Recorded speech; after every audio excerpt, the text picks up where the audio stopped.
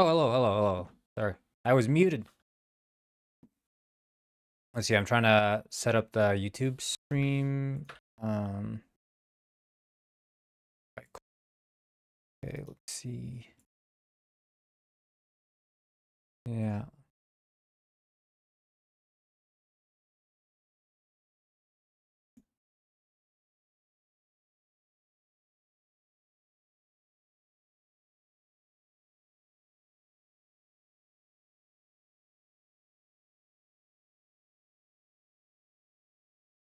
There we go. Okay, I need to use the bathroom. I don't know why I started the stream so early when I had to use the bathroom, but I'm gonna be right back.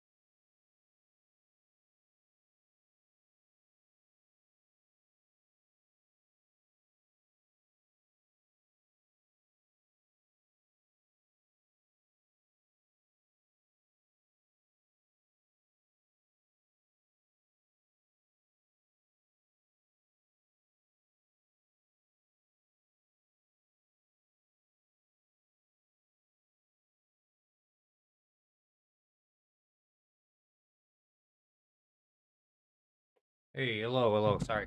Okay. Oh wait. Oh. I am just fixing here, and then we can change the speed.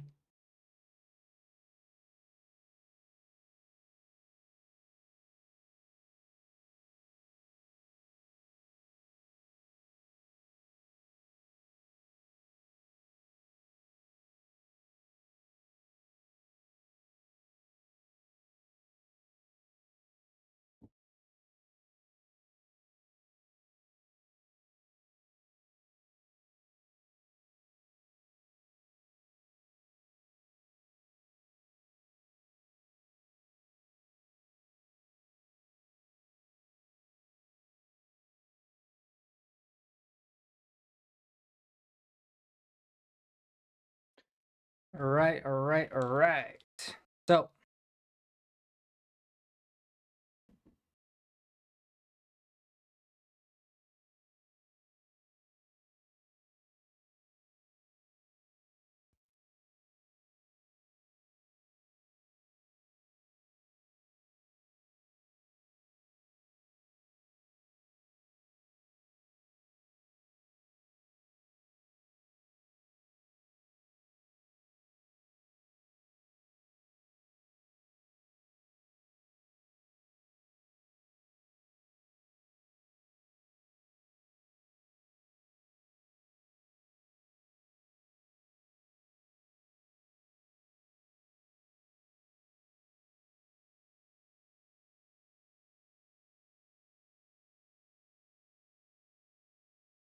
Okay, let's see here. I need to find some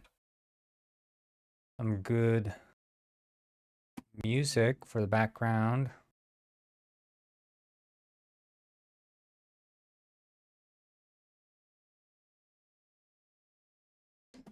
Was that the good one? Nintendo Lo-Fi. Yeah.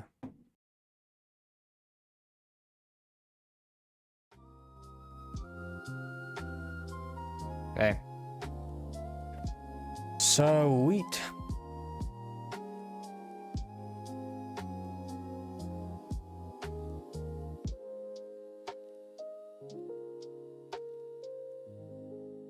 All right, let's get straight into it, I guess. A little bit more bug fixing this morning, as per usual.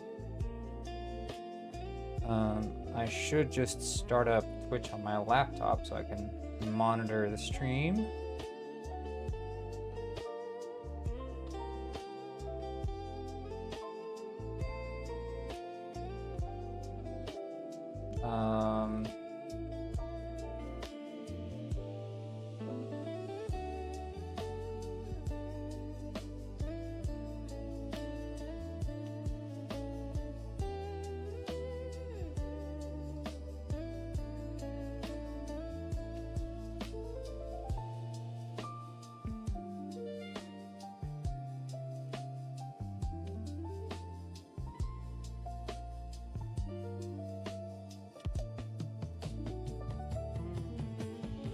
Okay.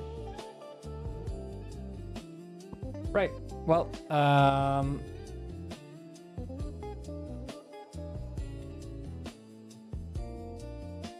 what's it called? Gym game? Yeah. Is player interactable? Right, not as playing. Here, interactor doesn't equal null. And then local player is not what we're looking for, so B2.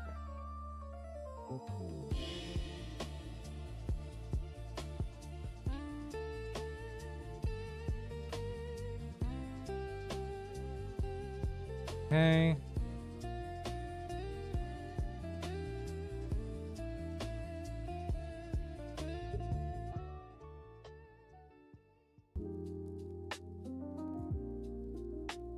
And that's in render. Sweet. And then what they're saying about the dance move, I guess. Is player no current dancer. I guess it's the interact pivot point or something. Let's try it. They're saying you can only interact with it outside the building. So let's do init.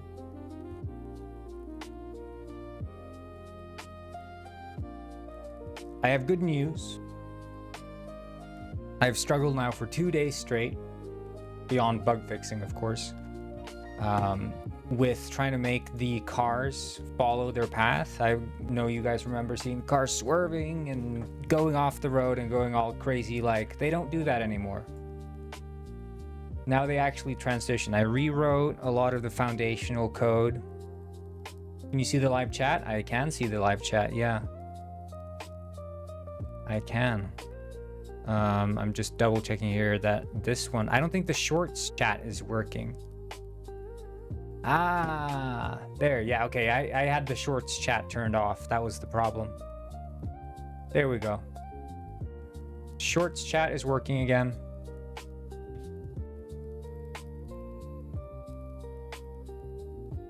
I'm using some software to read all the chats from all the different platforms, so that's why it's a bit iffy. But glad to have you here again, IBXR.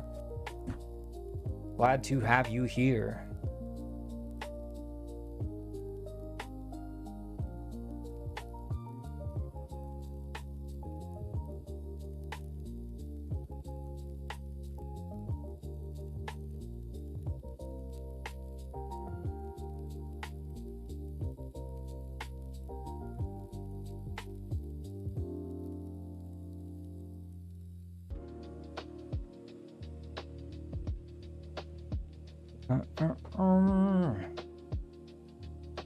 Did I not change the build profile? Probably didn't. But yeah, having this car problem fixed is such a weight off my shoulders, dude. I can't even express it. I mean, especially because, you know, I want to get this Penguin Springs thing out sooner than later. Hello, Doctor's Blade. What's up? How are we doing?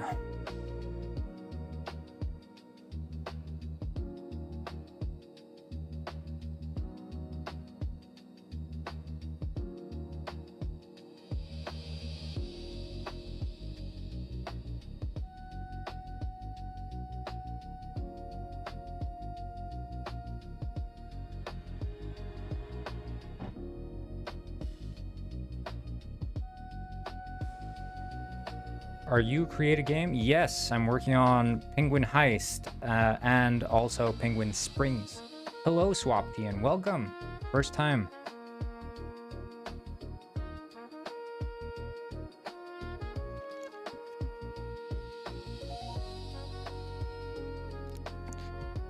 Let's see here. We're doing a bit of bug fixing today, or at least we're starting off that way. There aren't that many reported bugs, which is good. So we're just going to start off where we can, which is with the... where is it? I want to have the Timmy gun. No reason, of course. I don't... But yeah, we're going to start off with a little bit of bug fixing. A couple of reports came in with regards to the mini games not working. I think other than that, I didn't see any more bug reports.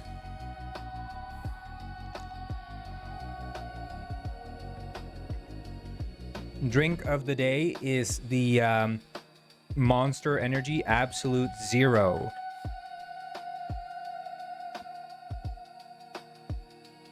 Yeah, so they're saying you can only interact with it outside the building. Right. Okay. That makes sense.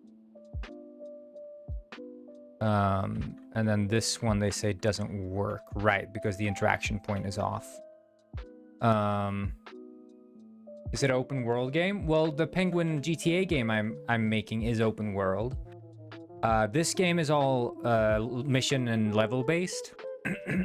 But right now I'm actually playing in a level that's called Penguin Village. So what's interesting about Penguin Village is it's actually the main menu of the game. So this scene was built as a main menu, but then we decided that we wanted to have this main menu be like a walkable space. And so not only did we turn Penguin Village into a walkable space, but we actually turned Penguin Village into a game of its own. So there's a game called Detective Penguin that's out on Steam, and it's on 35% off, so it's only $5 if you want to buy it. And it's actually a full game inside Penguin Village, so this entire level is like playable as a world, which is really cool in my opinion. I'm really happy with this game. I think definitely if you're interested in a little story-based adventure, go play Detective Penguin, dude. As a penguin detective. Okay, so I guess they're both prefabs, in which case we should probably switch their interaction points to be get interaction data. So the interaction data is dancing game, and then we add pivot here. So we can do, wait, the start point. Maybe that's, yeah, the start point is probably I really like that main menu is a free world space. Yeah, it's for me it's like it's such an immersive thing to be able to walk around in a main menu. And I always liked in this, you know, in the early 2000s, there was like this, you know, there was this trend towards like hub worlds. So games like, I mean, it even started, I think, as early as something like Super Mario 64, honestly, walking around Peach's castle to like do level select. Like technically, Peach's castle is the main menu, right? It's the hub world where you go to other levels. Banjo-Kazooie, I guess in Donkey Kong 64 as well, and then you'd have all these other games coming out later, like Ty the Tasmanian Tiger and stuff like that. Those sort of old school 3D platformers where there was a hub world where you went into levels. But you know, I wanted to borrow from that.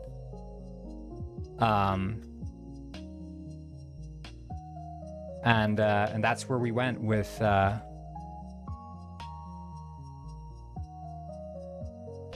main menu. I think that's I don't know, there's something cozy about it, and I think, you know, we went like all in with regards to sort of world building. So like Penguin Village, not only is it part of its own game, Detective Penguin, because Penguin Heist is the actual game, right? Penguin Heist is the game that we're working on, which is this, yeah, like heist-based multiplayer penguin game where you go all over the world in all these missions and you're like stealing things and saving penguins and what have you. You're doing all these missions and it's chaos. But Detective Penguin is like very just world building, the story happening in Penguin Village. But then not only that, I also made like a YouTube/Instagram video series called The Penguin Saga, which you can find if you search Penguin Saga. If you're interested in like sitting down, watching a little bit of fun comedy stuff, look up The Penguin Saga on YouTube. It's like 2 40-minute videos of this story about this penguin called Mr. Penguin. Recommend checking it out. The system requirements aren't that high. You can play this on most computers, honestly.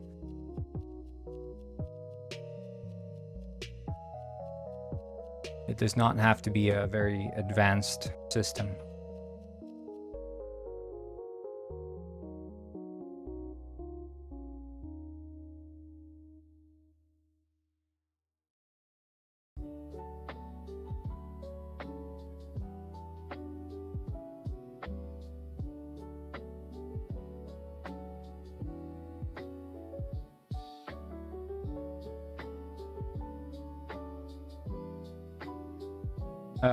Mac OS, you can play it on Mac OS. Yeah, you can play it on Mac OS. It works on Mac OS, Windows, and Linux.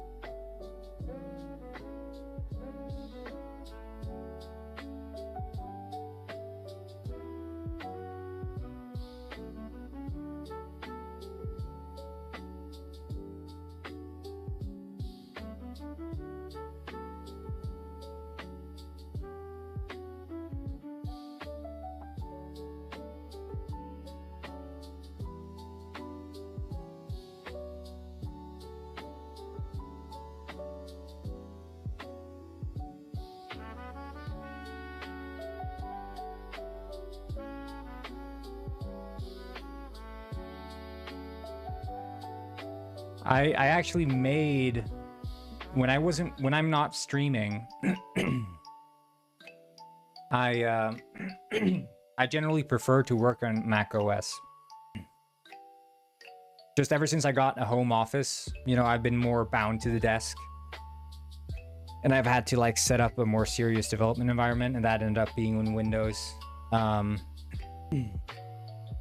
I probably will at some point transition over to a Mac OS development environment, but for the time being, it's Windows.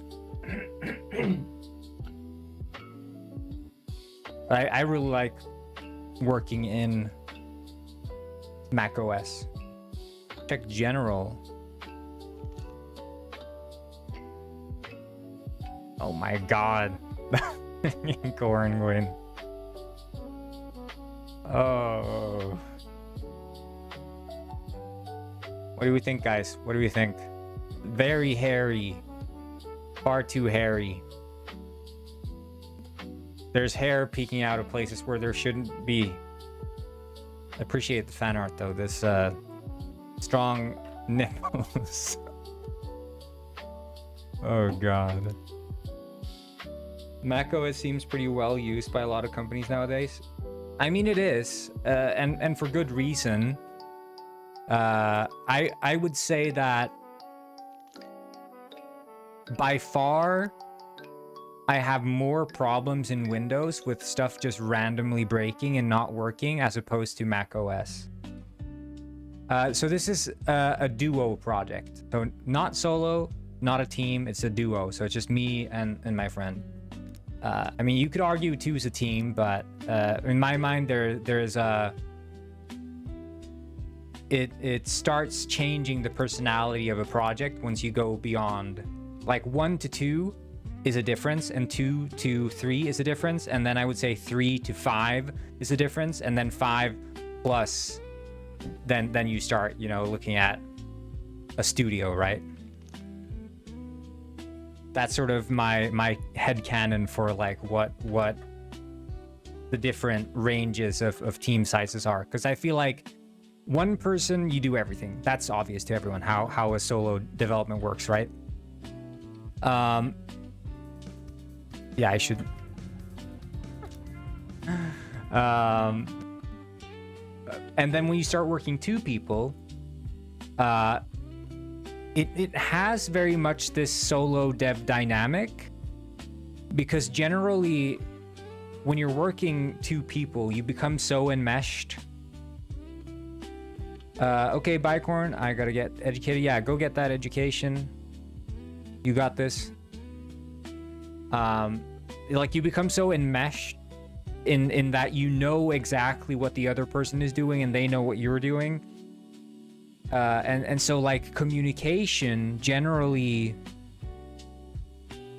stays at a minimum. Like, you don't really talk that much to each other when you're a duo. And then you go into a trio, and all of a sudden this more team dynamic starts coming out, right? Where all of a sudden now you have to do a little bit of more discussion to make sure all your three goals are aligned with each other, and that you're beating to the same drum, right? Marching to the same drum. And then fast forward to 5 people. Now you start needing like some sort of team leader or manager type. So that, you know, that dynamic really changes there. And then beyond that, now you really, really need a manager, right? You need someone to steer the entire ship. I worked for a company. We worked on medical billing software, switched from Windows to Mac, and from jQuery to React, changed the game. Yeah, I mean, you love my game. Hey, I appreciate it, V38. Really appreciate it. Thank you.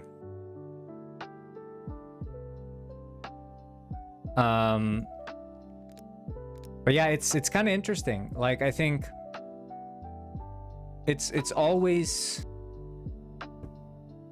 yeah, it's kind of telepathy when it's duo. If the other person is legit, you don't need to tell them everything they understand. Yeah, exactly. And I think it's like, for me, what I value is keeping the communication overhead to a minimum. So like, as a company scales, more time is going to be spent organizing, planning, and communicating, right?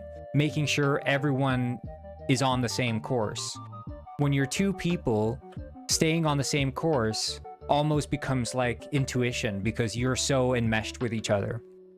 And especially if you're working like over a long time, the more you work together, the less you really have to speak, because you both sort of know where you're headed, what you're doing. Sometimes you'll have like a sit down and like discuss, but really you should be doing that even if you're working solo. You should sit down and sort of think over, what are you actually doing? Where are you heading? So it's not really an overhead still. It's sort of like, I don't know. I think even as solo, you should be like just speaking to someone else about your project. You know, throw things at a wall. And working in a duo, I mean, that wall ends up being your coworker, so ends up being okay.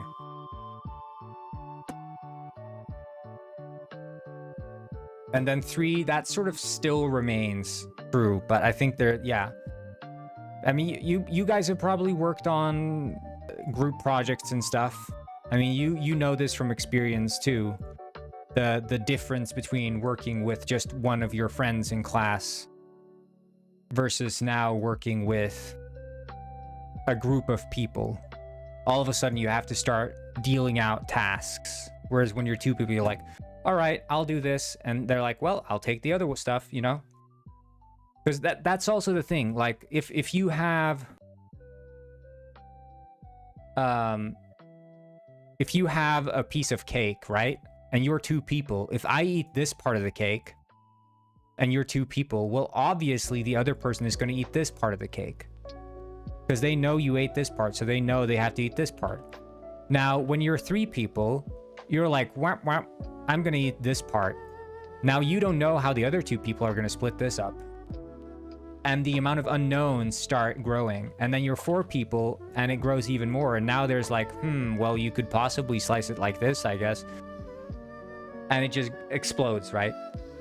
And there becomes this communication overhead of like who's going to do what, and then not only that, but like how is this going to be split up, and what direction are we heading in, and so far and so far. Never got into game development, but have wanted to. How is Unreal Engine compared to Unity? So I haven't worked in Unreal. I'll just say that out the gate. I haven't worked in Unreal.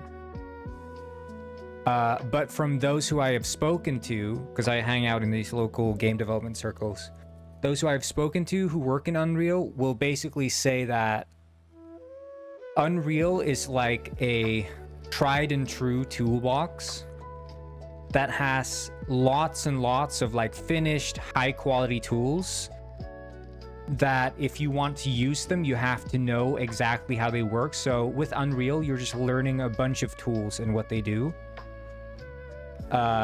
Unity, on the other hand, from my experience, is much more like very simple tools, you know, like one purpose tools. And they're like, here you have all these tools, use them however you want, it's up to you. Whereas in Unreal, there's the Unreal way of doing things, which is like, here are these hyper specific tools that do this thing really well. But if you also want to do it really well, you really have to learn how this tool works. So it's sort of like, I mean, Unreal Engine came out of AAA, right? It's AAA making like third-person shooters, first-person shooters, adventure games, cinematic games, what have you. And those are the tools they give you, those exact same tools they use to make these AAA experiences. And now, keep in mind, you're an indie, so you're trying to make an indie experience. Well, you have to like refit and repurpose these AAA tools into an indie experience. So that's sort of where I see my disconnect and why I wasn't personally drawn to Unreal. But it's like you can make the exact same high quality stuff in Unity. It's just a bit more DIY. You do it a bit more yourself. But with Unreal, you have all this stuff ready to go to make like this super high quality AAA stuff. But most likely you're gonna have to spend a lot of time learning this stuff to even get it right. And it's very likely you're not gonna get it right the first time around, you know? Did you make the on-screen keyboard? Yeah. You mean you're talking about the the entire like visuals? I modeled the entire scene, and I have like camera swivels and stuff too. So this is all 3D modeled by me.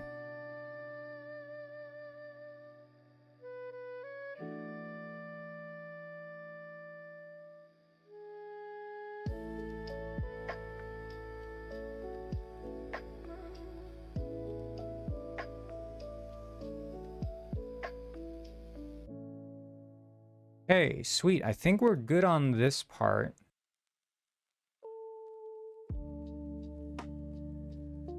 Because the entire overlay I made in Unity. So this is the overlay application, which is being rendered in OBS. And there's there's like camera reacting to the way I look. So that's using MediaPipe, which is this machine learning library that lets you like read face poses and stuff. So I'm using that to rotate my face along with my camera, and then I'm using voice activation for twisting the bones, and then I'm using alpha clipping to cut out the screens here. So that's how I'm rendering like the TV screen and the actual like desktop. But not only that, look at this. I did this the other week. You think you've seen it all, but you haven't. So there's this thing, there's this website, https fishsoft.com/penguinpet.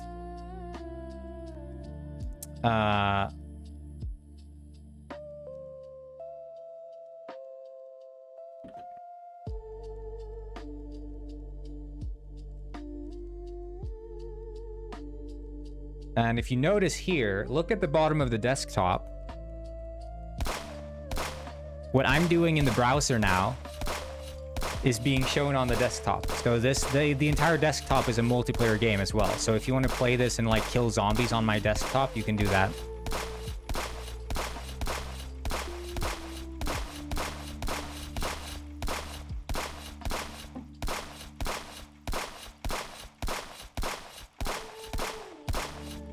It's very buggy and like in development, but I want to take this further. So it's just a little cool reveal there. But yeah, my penguin is just walking around on the desktop. Oh, I can't get up there. I guess the collider is off.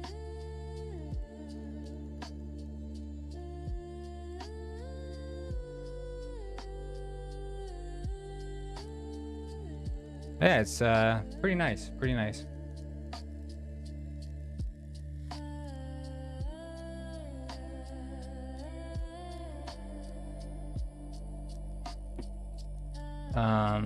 So yeah, this entire overlay thing is running a server in the background. So if anyone like connects, they're just on my screen. Yeah, it's anyone's on the desk. Yeah, that's my multiplayer game. It's running.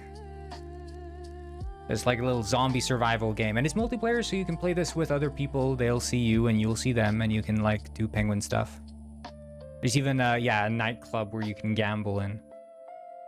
They need to make an RPG game with machine learning that has completely dynamic quests. That would be sick project. It would be like Oblivion on. Well, see, the problem I have with the concept of like AI or machine learning quests is that they're never that interesting.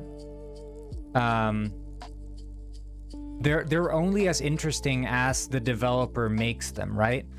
So there's this game called Arma, which has like these procedurally generated missions. There's a mod for it. And those missions can be really fun. But I mean, of course, they're never like emotionally gripping. They're never like interesting, truly. But the actual tasks at hand can be quite interesting. And it's like they have this huge level and it's like spread out on the level. So like maybe one task is like rescue this person from the building, and then one is like assassinate this dude, and one is defuse this bomb. But it's like if no one came in to make those tasks in the first place, they wouldn't be procedurally generated. And an AI or machine learning algorithm wouldn't be able to make tasks like that. Someone has to make the content before it can actually be procedurally modified. And so far, I mean, we haven't seen... I guess maybe you could argue... yeah, I mean, it's all procedural generation at the end of the day. Whether or not it's an AI controlling the algorithm or not is not going to make it any better. Procedural generation, I would say, is more of an art form than it is like something you can crack with AI. You still need the content. So you can look at stuff like Dwarf Fortress Adventure Mode. And what's that? Caves of Cud also. They're using like extreme levels of procedural generation for like their quest designs. Which, you know, works. But again, those systems are like so insanely intricate. And it's sort of... The only way they work is by having too much stuff. But that also cuts off the people who are like casuals, who aren't into too much stuff and want like a tightly composed story or tightly composed task to like do. And I think that's where you need that human touch to fully bring it home. Because I think, like, you know, yeah, it's just volume they deal in those kinds of procedural games where it's like full-on simulation. Everything, even down to the littlest bone in your body, is simulated. And they do the same for the quests.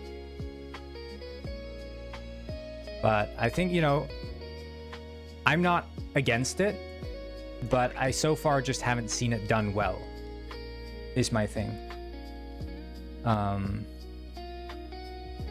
They did it in Spore, I know. And yeah, they did it in Skyrim with the Radiant quests, which were all crap. They did it in Starfield again. Also crap. Wait, did I click build?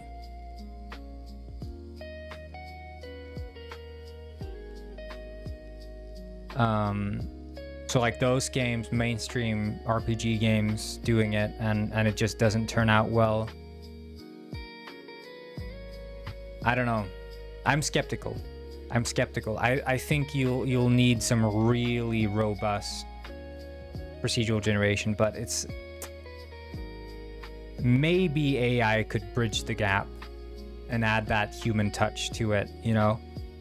Because I think that's the big thing. Like,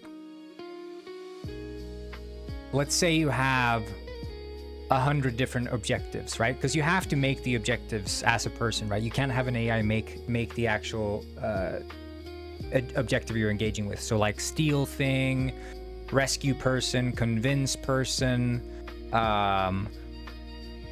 blow thing up, kill person, diffuse thing, hack thing, whatever. Like all those tasks that you're actually doing on the spot have to be made by a person. But then someone has to compose those tasks into an actual like scenario and then connect that in a way that flows naturally and also feels like motivated within the game world. So like story wise, why am I doing this? Who am I helping?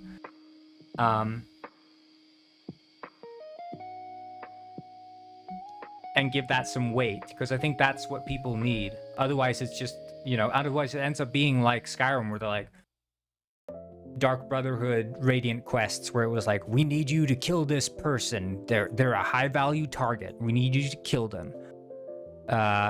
And you're like, okay, well, sure. You go and kill them, and then you go back and you get another randomly generated quest. There's another high value person, we need you to kill them. Rinse, repeat. And there are only so many times you can do this same quest until you start feeling like, this is not leading anywhere. I'm just doing this to kill time. I'm not actually doing this because there's any point to it. Like the reason you want to play an Oblivion quest or a Skyrim quest that's made by a person is because you're expecting at the end of the road there's going to be some payoff story-wise, like, oh, there's going to be a twist, or there's going to be like some interesting reveal or something like that, or like some interesting insight into the world, like the lore or whatever, or some location reveal. Like you're expecting some high quality handmade content. And now if everything's procedural, what is the reveal? What is the content? What is the story beat? Like an AI is not going to fill out the world with more lore. And if it does fill it out with more lore, is lore written by AI canon? Because that's the thing, you know, these days people really care about lore and whether or not something is true to the universe. And I don't think people would care about a universe written by an AI, because the one thing that AI sucks at is maintaining consistency. So like, try to tell an AI that, you know, the dragons disappeared 500 years ago or whatever, and now all of a sudden the AI spins up a story where it's like, well, it would be interesting to have a quest where a dragon shows up, but then also in a later quest some dude says, oh yeah, there hasn't been a dragon in over 500 years, and it's like it loses that consistency, and that's entirely immersion breaking. So like, you can't have both, sort of.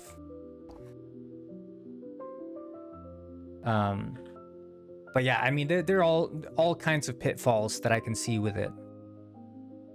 All kinds of pitfalls I can see with AI doing like procedural quest generation. Not because I think that AI is inherently bad, but just because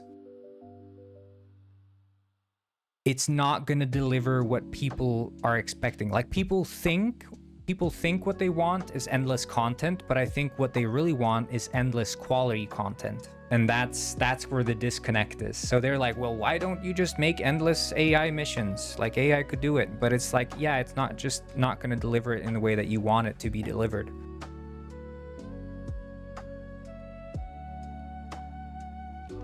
Like you're playing Red Dead Redemption 2 and you go off on a side mission.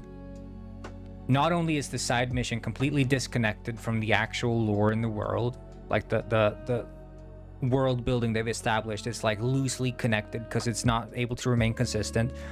Then also the voice acting is terrible because AI, you know, can't and probably won't ever be able to do like really competent voice acting. The animation is not going to be up to par compared to like the handmade animated scenes, and it's like everything's just going to be like sloppy, low quality, and it's just not going to be good. And then sort of like, what's the point there?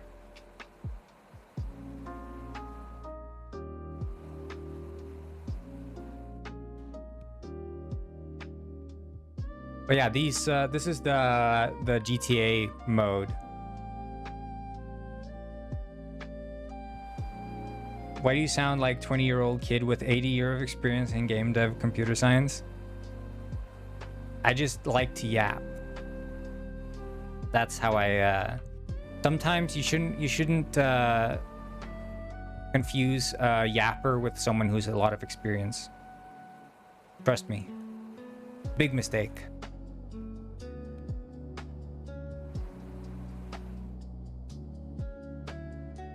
But yeah, these cars are slightly broken.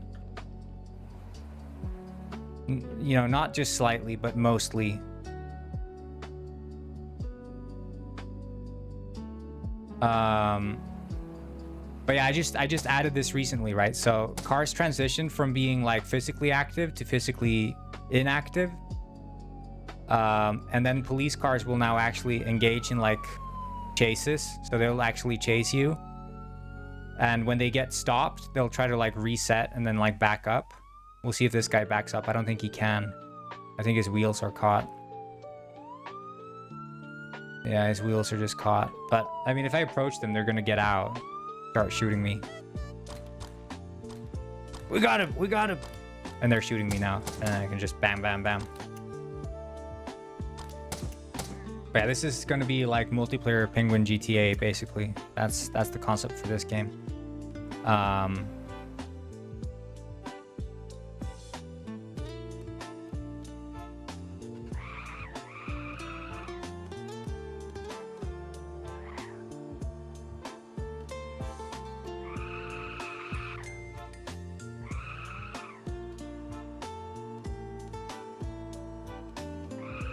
Hello, First Penguin Lord. But yeah, you can see here, there's like mesh deformation on the cars too. So like if I crash into this car, the actual model itself bends a little bit. So you can see like it crashes into me, the hood of its car gets a little bent, windows can break. So if I get out and like shoot this window, bam. Okay, it seems like maybe that's not working. I guess because I'm not driving it. I can shoot this window, break it. That works. I need to fix this. I think they're a bit too eager to reset themselves. Hi, Corngwin. I'm going home from school. Ah, great.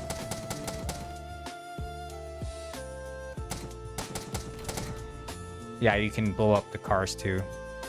Kill all the passengers inside. Slorb. Yes?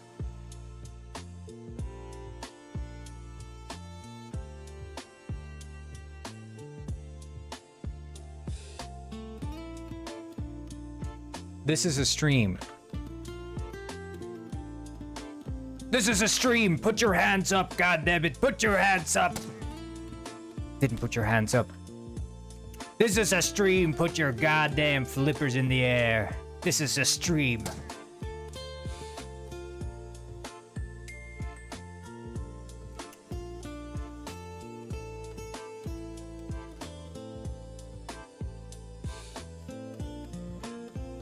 Which button is the front view? Alt. Left alt. My penguin is so fat, dude.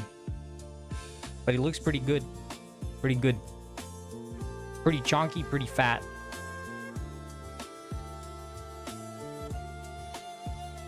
But yeah, I fixed the cars now. They're mostly working, which is I'm so relieved. I've been trying to fix the cars for 2 days now. But I was sort of, yeah, I mean, I was fighting against an already sort of broken system, but now it's so much better, which is nice. I've been waiting for this day.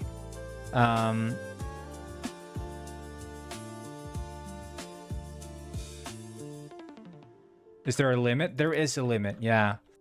I mean, I could try to hit it. We'll see. I eat some more pizzas.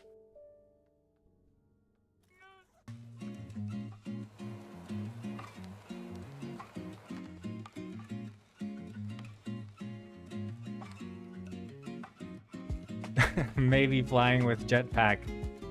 Like 99% sure he's flying with a jetpack.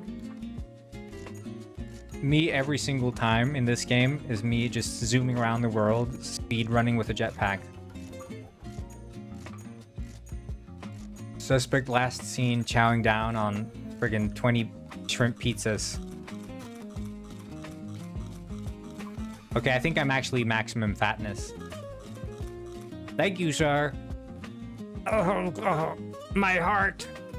My cholesterol. Oh.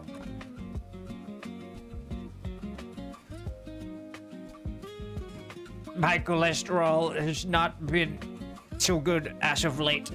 I'm not sure why. Hey, copper. Hey, copper. This is a stream. I mean robbery. Put your hands up. Taxi driver.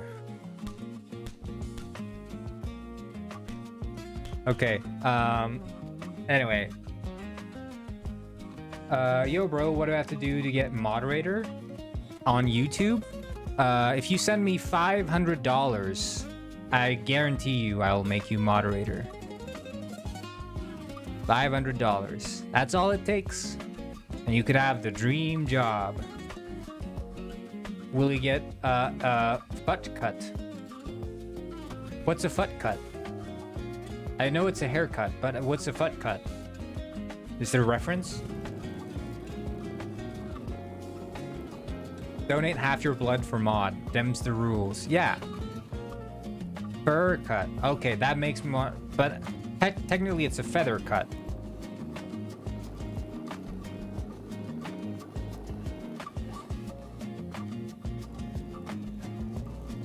I kind of like the go-kart, honestly. Kind of based. I mean, it is slipping quite a bit. Loses traction. Oh, nah, $500? I mean, it's $500 for half your blood sent to me in a blood bag. It's one or the other. I don't think that's a bad deal. What do we think, guys? Not a bad deal. Is the go-kart still old? Yeah, the go-kart is still running the old version. It doesn't deform or anything.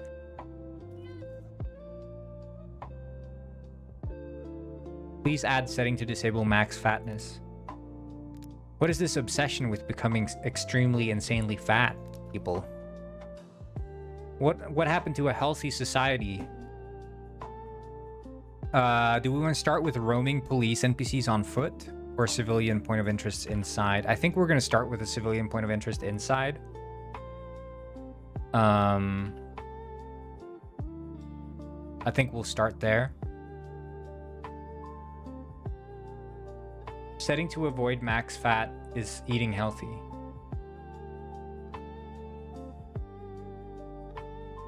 Yeah, but he wants to disable max fat. He wants to grow beyond fat.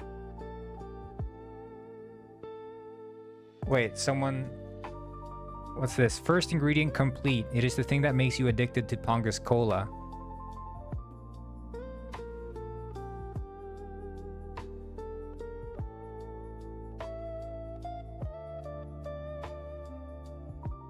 Age 18 penguin sounds funny. Yeah. Whereas age 17 penguin, that sounds illegal. Me personally, I wouldn't go there. I don't play like that.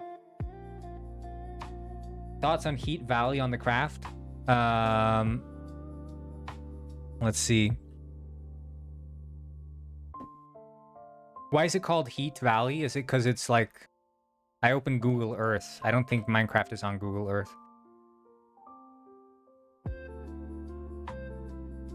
Let's see. I like it. No way. Will Minecraft server have Pongus Cola? Yeah, someone's making. Hello, Goomba. Someone's making a Pongus Cola factory in Minecraft. I think it's Tagaton. I'm not sure. Maybe it's... No, it's this guy. It's this guy, I think. Bored Hades. I think he's the one making the Pongus Cola factory.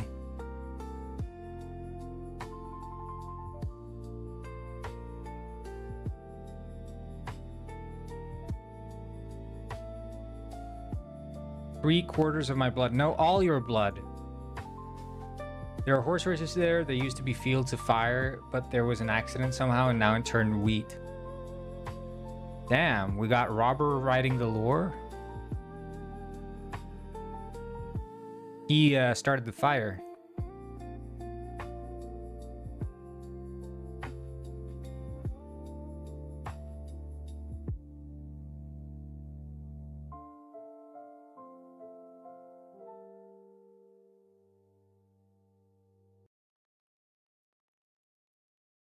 Wait, how do cola nuts look?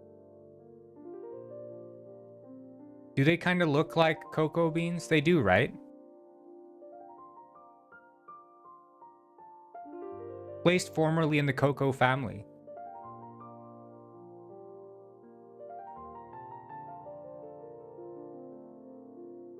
Yeah, there is a Minecraft server. We started a Minecraft server. If you want to join, you can just join. I'll just add you to the whitelist. Quite active. We got a nice world map you can see here. So this is Big Pooh Mountain or Cherry Mountain, whatever you want to call it. What is this? Someone building a mansion?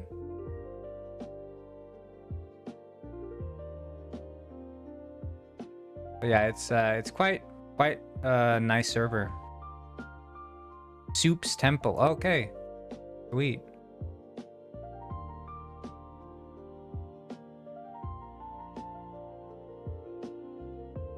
One second.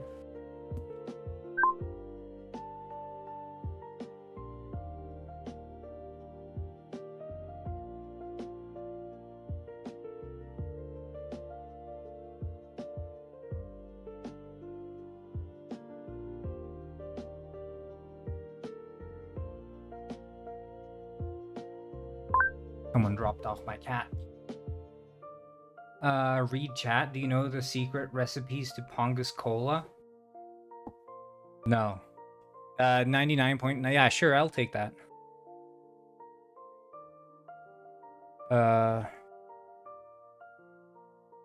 Anyway, let's see. So we go into springs and we'll add some little indoors of interests.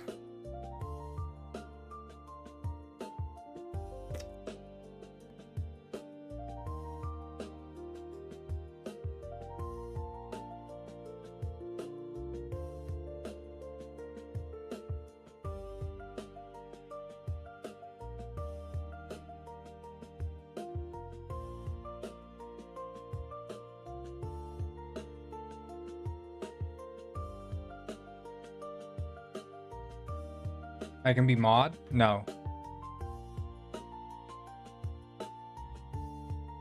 That's where I draw the line, buddy.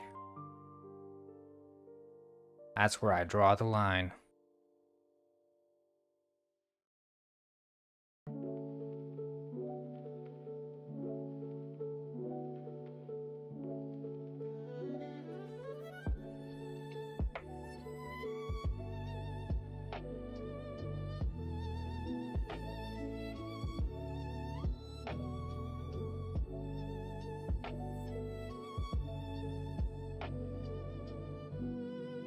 Why is everyone hungry to be mod?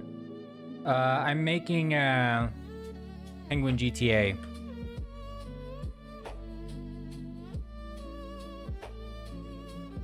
So I don't know what Free City is, but I'm sure it's probably similar.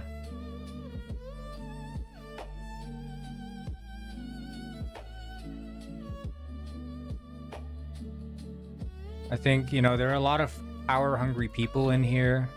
That's just how it goes sometimes.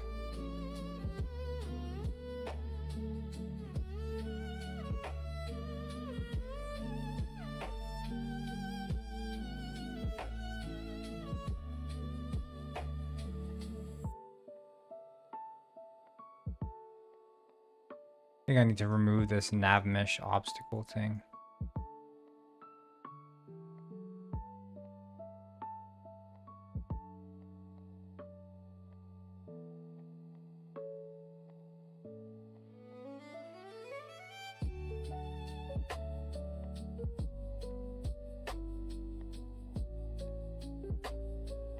Maybe that makes more sense. Stores point of interest. Nice, I love Penguin. Hey, yeah, GTA Penguin for real. No joke. Unlike Penguin Robber, I don't lie. Yo, look what I said. To be honest, I'm going to everyone's stream and I'm asking if they can make me mod, and if they do, I donate $100. You missed out.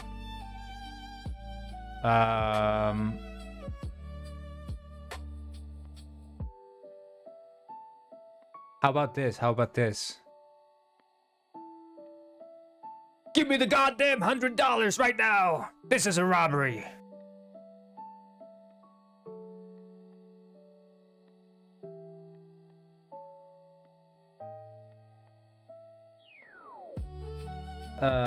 When do you think the game will be finished? I don't know. I don't know.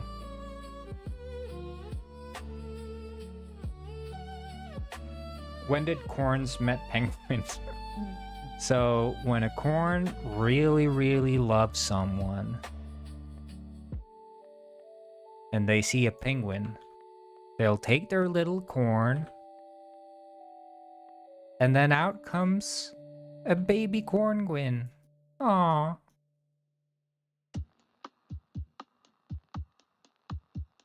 Stop the cap, bro. You can't super chat. Well, I mean,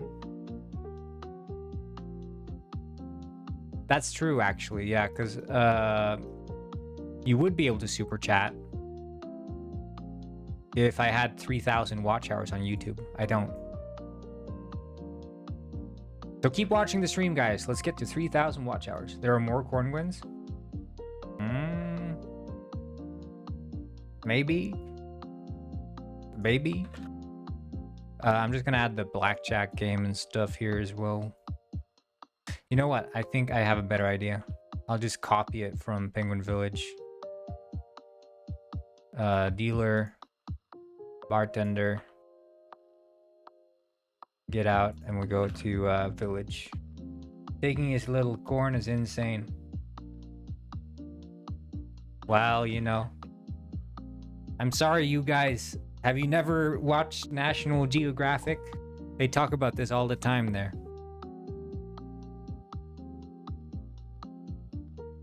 That's just how corngwins are made.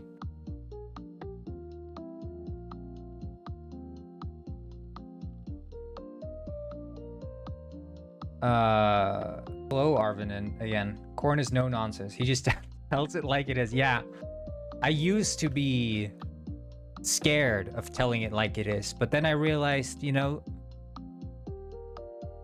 screw the woke mob. I'm gonna tell it like it is, and because I say what I think and I think what I say. Am I right?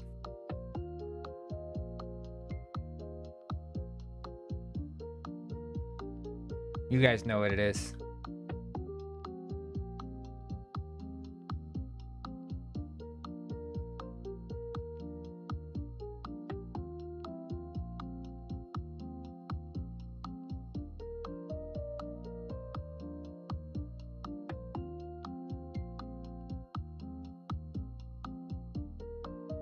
Will you add a penguin car to the game? There is a penguin car in the game. Many penguin cars in the game. There's also penguin car crashes in the game too. And car insurance. I'm gonna add car insurance. Penguin car insurance. I'm not gonna add penguin car insurance fraud, however. As much as I know that's one of the top 10 requested features in Penguin Springs, but I'm not doing that. Not again. Not after the incident.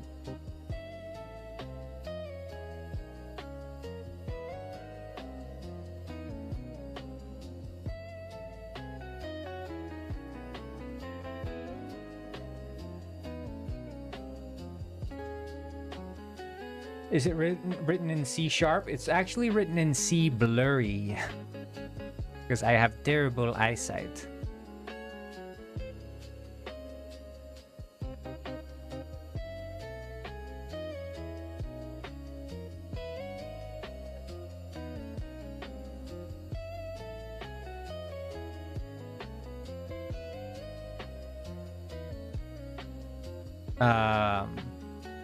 But you know, speaking of C blurry,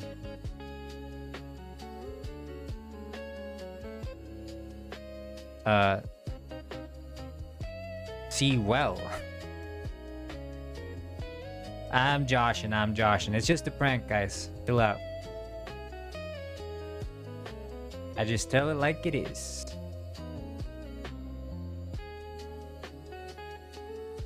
I think we're just gonna change this to be like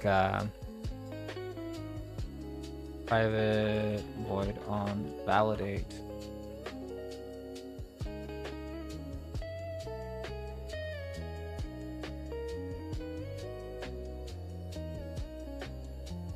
How are you today? I'm doing great, Bogdan.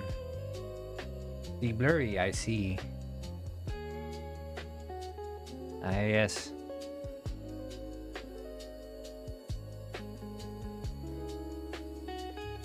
That's what I keep trying to tell people, but no one listens. Hello, Billy. Hello.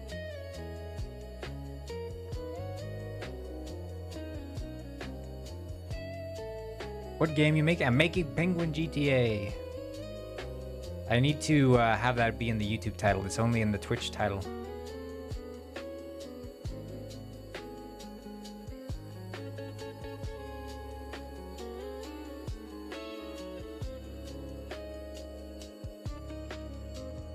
Why are only 3 people watching? It's because I forgot to tell your mom I was streaming. There's supposed to be 4 people.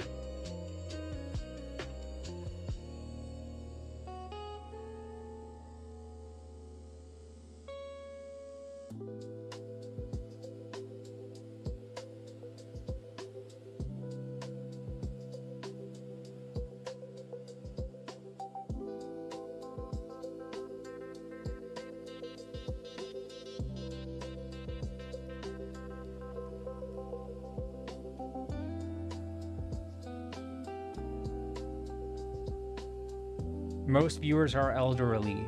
They only get on the stream later. Yeah. Just like Bogdan's mom. You can try making an interaction system. There already is an interaction system. My country is on strike, I stay at home. That's clever. I like the way you think.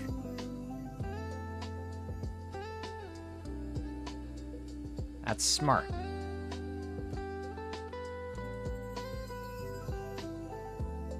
I'm learning C# fundamentals. Do you know some resources where I can brush up my... well, so if you're learning fundamentals in C#, I wouldn't know. I just know, and I've recommended this guy over and over. Personally, I've only watched his videos where he talks about like new Unity features, because I like to stay up to date on that. But this guy, Code Monkey, if you're doing Unity, which I assume is why you're learning C# for Unity game development, this guy has like a 12-hour video course on like C#. I would assume he's doing some fundamentals. Because keep in mind that if you're thinking about like C# fundamentals for .NET, shit, well then I wouldn't know. Then I wouldn't know, honestly. Because I was going to say that if you're trying to do it for C#, the fundamentals would be very different because .NET and C# are not very overlapping.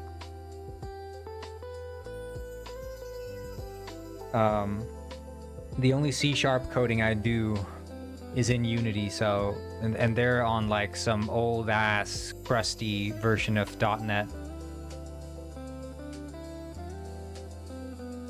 Hello, Rackfawn.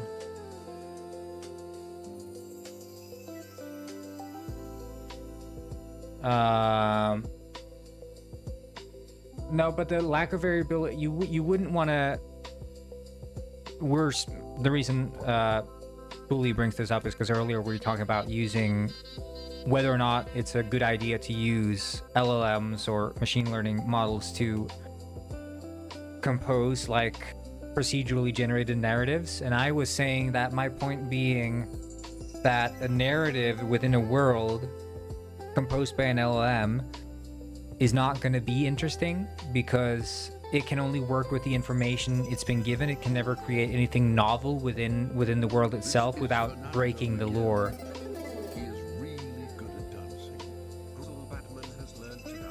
I really appreciate the follow, dude. Thanks for learning how to dance. But yeah, it's sort of like I just cannot see that happening. As much as it would be awesome if it could, it sort of goes against what people desire. They want like real stories that have implications within the world. Is there a name for such animation rendering graphic style for the on-screen keyboard? I still can't get over it. Well, I wouldn't say there's any name for, I mean, the way I generate, like the rendering pipeline I'm using is pretty much identical to the one I'm using in this game too. And that is the pipeline that has basically pretty much very few normal maps. So like very few normal maps, some here and there, like choice places, and then just outlines to create sort of a sense of depth and separation of models. But the outlines aren't like dramatic. They're like faded out, like anti-aliasing applied on them, that are kind of like rounded off and nice. And that's the sort of approach I use to make it look nice. And then I just have like point lights to shine lights on it, and it looks good. Not super advanced. But you can see like with the cap, for example, I mean, there's a sharp outline here, outline going there. So I had like flat edges there. Of course, it looks kind of wonky with the ambient occlusion. That's like making it look overly black in there. Like that's kind of weird. But that's just a fine tuning adjustment I need to do. I just added ambient occlusion recently, so.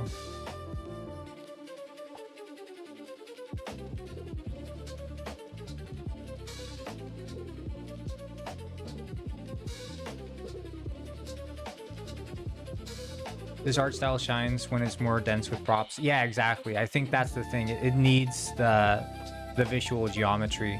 I quite like in the library. I think it's looking pretty good. It's a bit more visually dense. I might want to incorporate more visuals or something one day. But yeah, I mean, right now this city is sort of like underdeveloped in terms of like where I want it to be, but I don't know.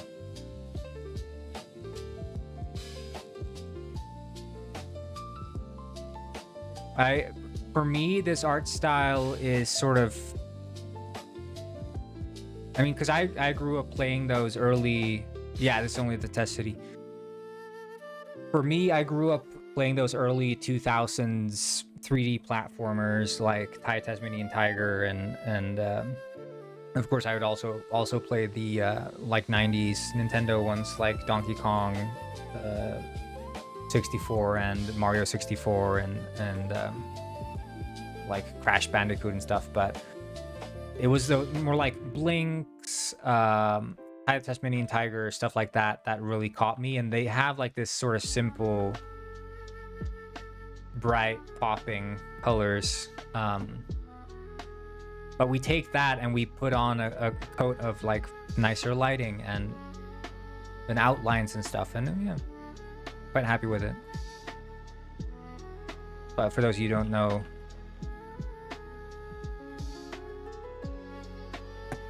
like Tasmanian Tiger, like if you look at, you know, Rayman 3D would also be an example. But I mean, you look at a game like this, it's sort of like basic visuals. Penguin Diner, I do remember Penguin Diner. I never played it, but I saw it all the time.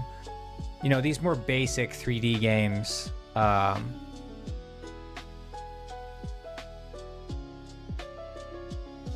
That you'd play on like the original Xbox or whatever.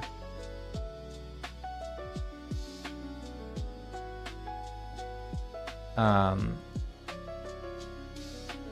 think that's sort of where our heart lies.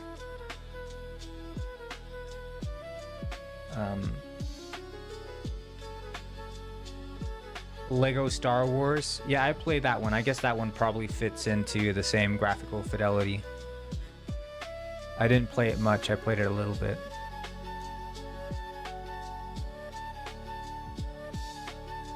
But yeah, it's like that, but with you know, more nice shading and stuff.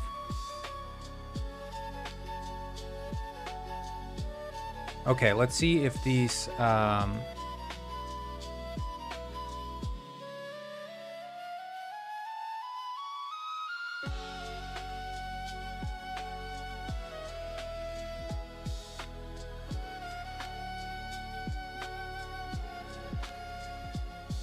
greetings from Serbia. Yeah, you're gonna do Battle Royale? No. Hell no. Let's see if the villagers want to go inside the stores now.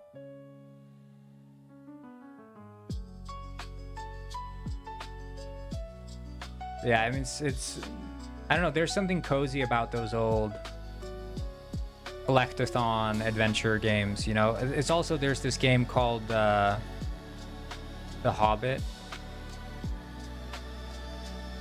which is like, you know, not at all that graphically impressive, but that's like a mod, right? There was not that much grass.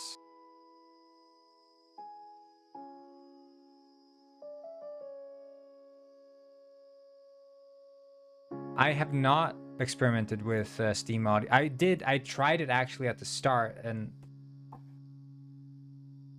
I don't know, like, how does it work for open world games? Because I mean, when I was trying it out, it was literally at the start of the development, but then I just gave up on it because I couldn't be bothered trying to make it like actually work. But how does it work for like baking? Because that's what you have to do, right? You have to bake the audio settings, right, to see like where audio bounces and is obscured and stuff, or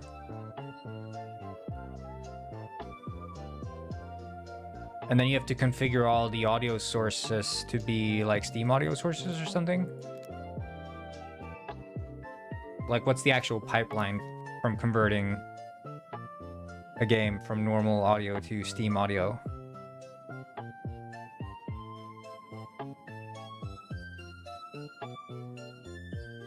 Because I just tried it at the start, it just wasn't working, and I dropped it. He is really good at dancing. Hey, appreciate it. Thank you very much, Swaptian.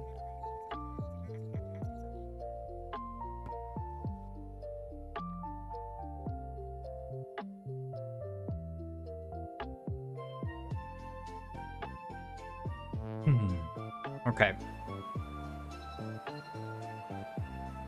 Let's see. So there should be penguins, theoretically, penguins going into the store. I don't know if anyone is, though. Can't remember how to configure. But did it feel like it was a one-button press kind of experience, or was there like a lot of manual go over each audio source, ensure it's doing the right thing or whatever? I wonder if I have to like drag the point of interest. Villager routine manager. No, it should just find it on its own. I think maybe I have it as tags. Let's see. Yeah, it's tagged as point of interest. Okay, well, I'll just set the tag and then they should be going in. I might as well fix the interiors of the store though, because it's missing doors. Oh yeah, by the way, guys, look at the bottom of the screen. That's a game that's running. That's a multiplayer game running at the bottom of my stream. So there's a player right now. I'm assuming it's First Penguin Lord or someone. Yeah, you can't get up on the stream deck anymore. It's kind of bugged with the collider.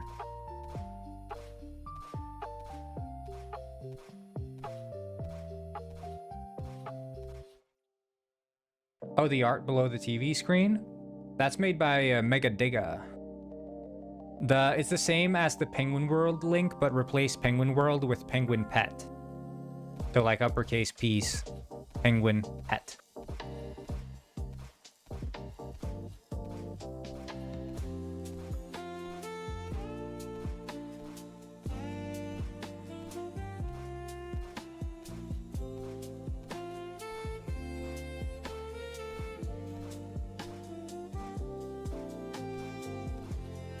But yeah, you can zoom in the camera, look.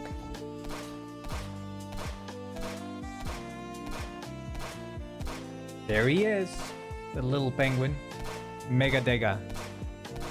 He's in the server. This guy, Murga Durga.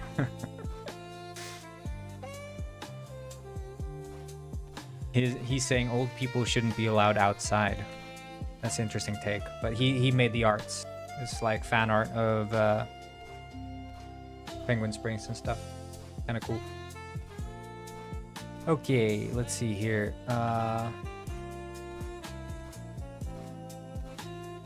It doesn't let you begin journey. Try making a new account and a new character. Sometimes it's bugged. I think it's something to do with the names or something. Like try having the names be all lowercase and stuff.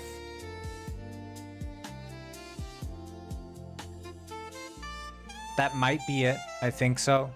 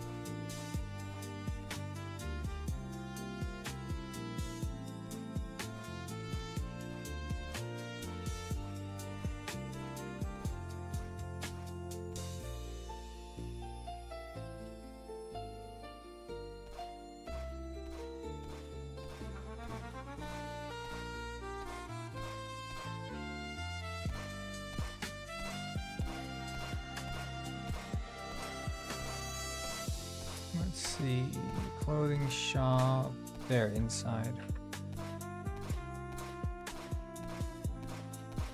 I think I'm gonna make it render gizmos on the travel points.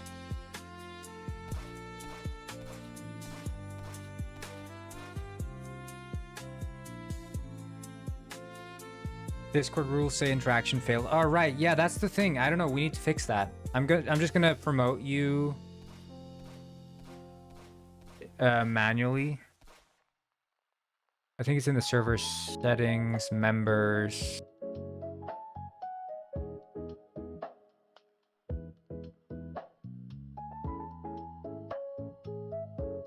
I don't know. I'll just and then I think it's Penguin and Little Penguin.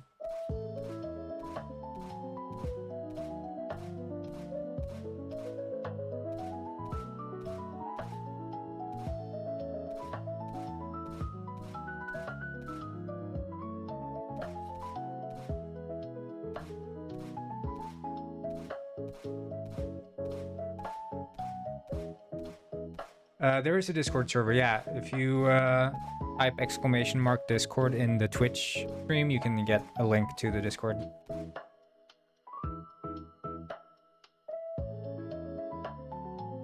It's the bot, I think.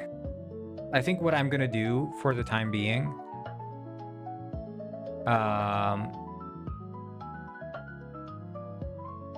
let's see your roles, and then I can set that to just be default.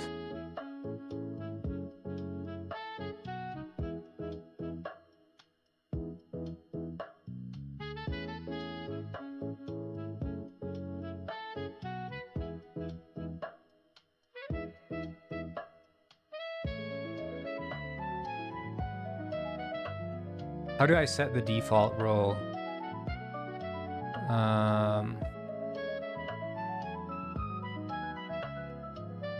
What games are you developing? I'm making Penguin GTA.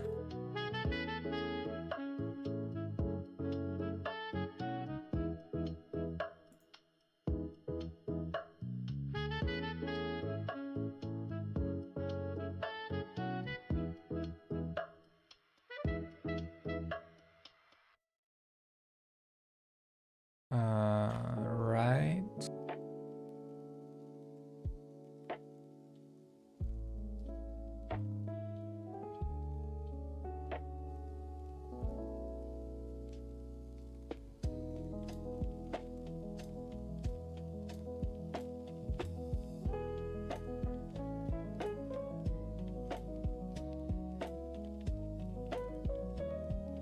Like bot commands or something?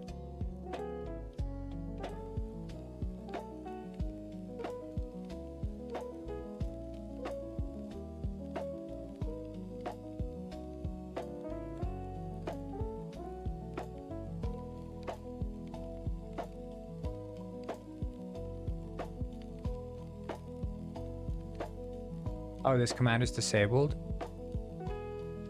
Dude. Well, how?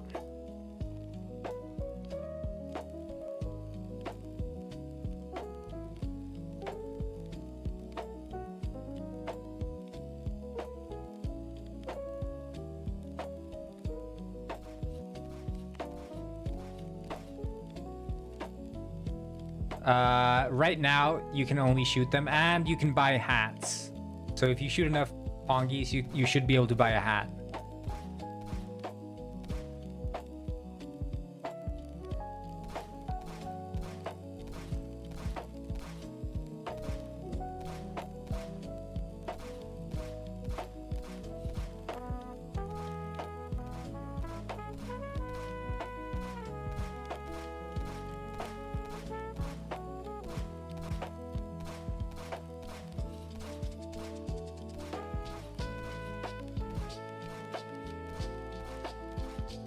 Oh, a match roll is already in progress.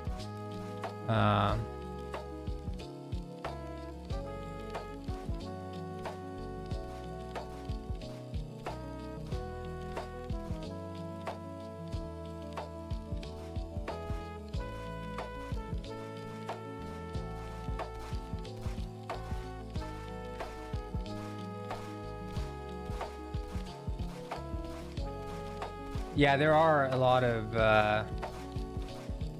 there's also the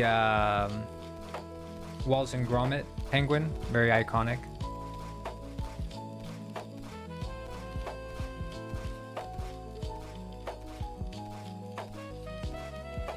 I'm not gonna play that, no, but there are other people playing it. I'll see. How do I know if it's done?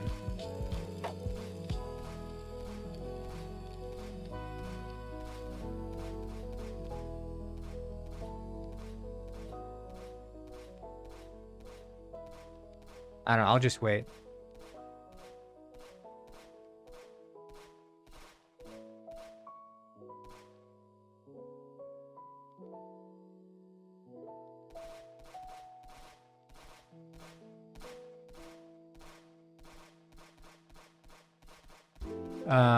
Anyway, let's see here. So, draw gizmo.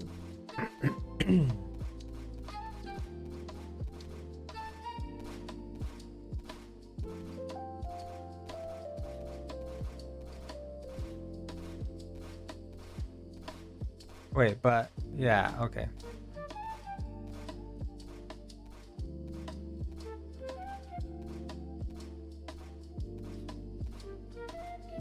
Not play, but pay, because you said a few days ago you'd pay Penguin. Oh yeah, they didn't behave, so I'm not gonna pay them.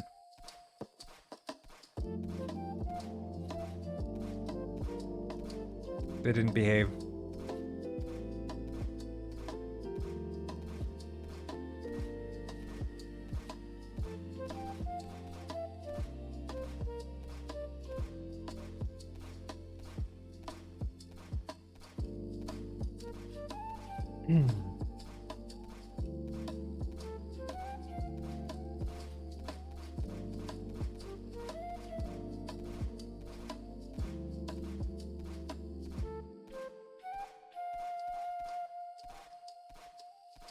It should draw.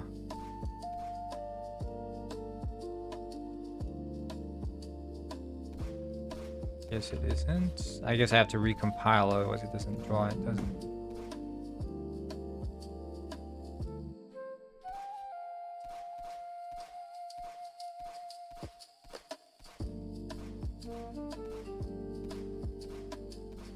Someone leveled up. Congratulations.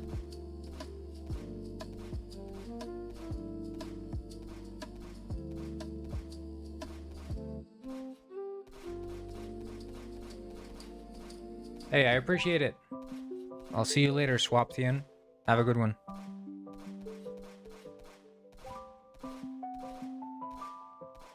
They're not pre-recorded. They're playing right now. You can play it too. If you're on your computer, you can play it. There's 2 people playing right now. They're there shooting the pongies. No, 3 people playing. What the fuck? Okay, cool. Where? If you go to the website.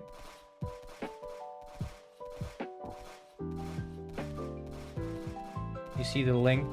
You just go to this website. It's in the chat, you can see it.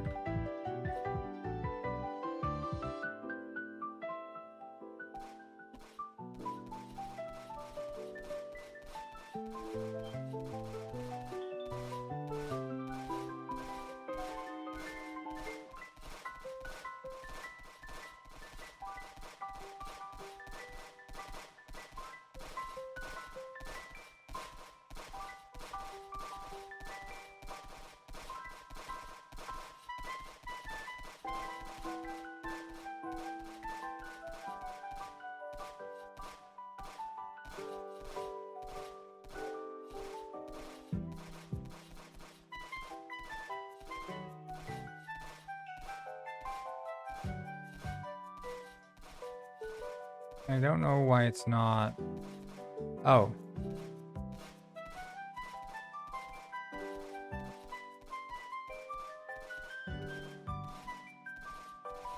You fell off the desk? Well, you should be dying soon enough, so don't worry about it.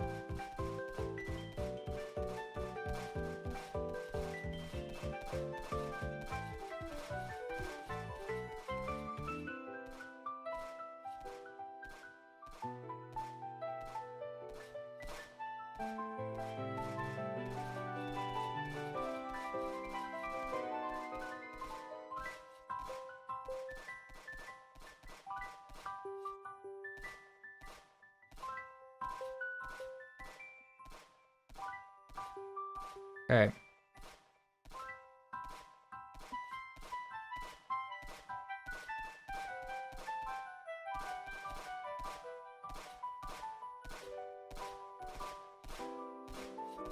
But yeah, my plan is to add some new weapon upgrades and stuff. Make it a little bit more enticing.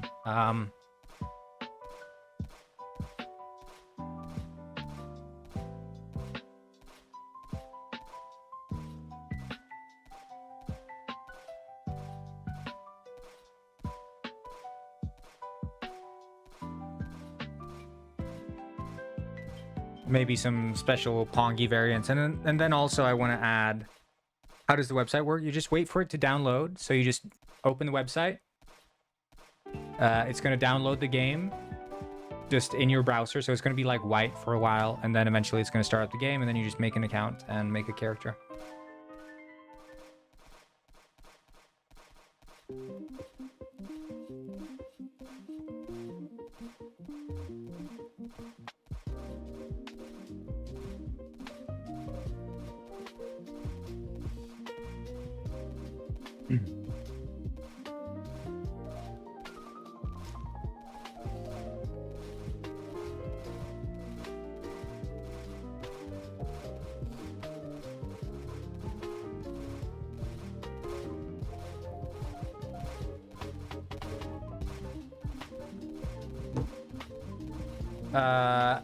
That's the thing. It's supposed to show your coins in the top left, but it doesn't.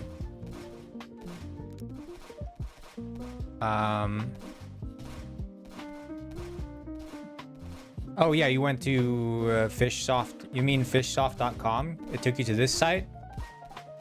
Because this is my website.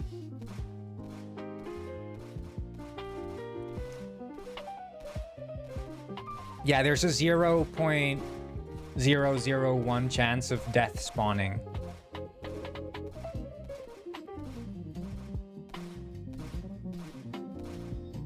He will insta-kill you if he actually gets to you, but the chance of him getting to you is very slim.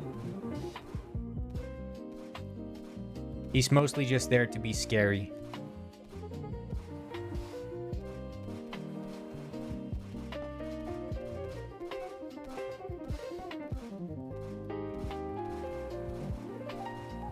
Yeah, he dies very easily.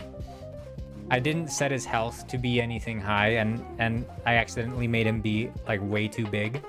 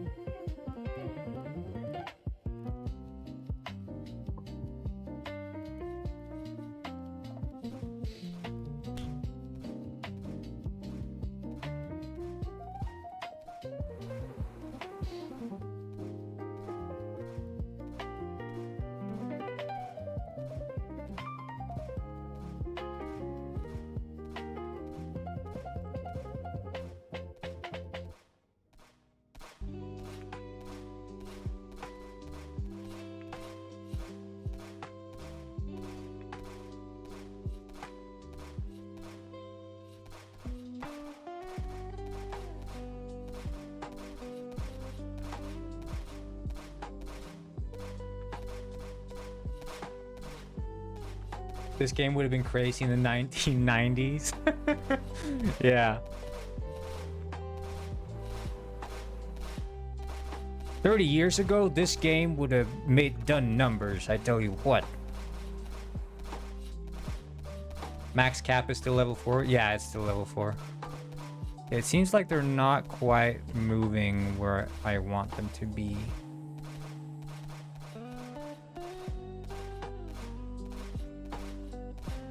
YouTube recommended me the stream. Hey, nice. As it should.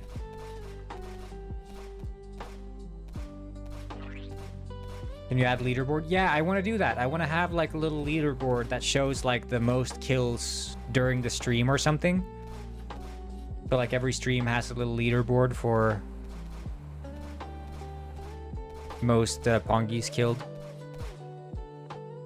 But again, I feel like I'm going to be a bit more okay with working on it now because I fixed these damn cars. This has been a headache for me, but now I'm wondering why they're not entering. Let's see, this dude, I think he might be trying to. No, he's not going into the clothes store. I wonder if I find a police.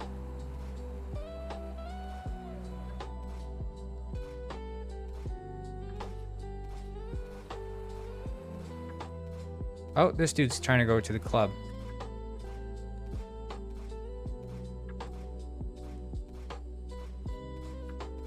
No, maybe the police is. He is probably doing it. Yeah, they just walk to it and then they go. They just poof. Yeah, I mean, you see, you have like paths here.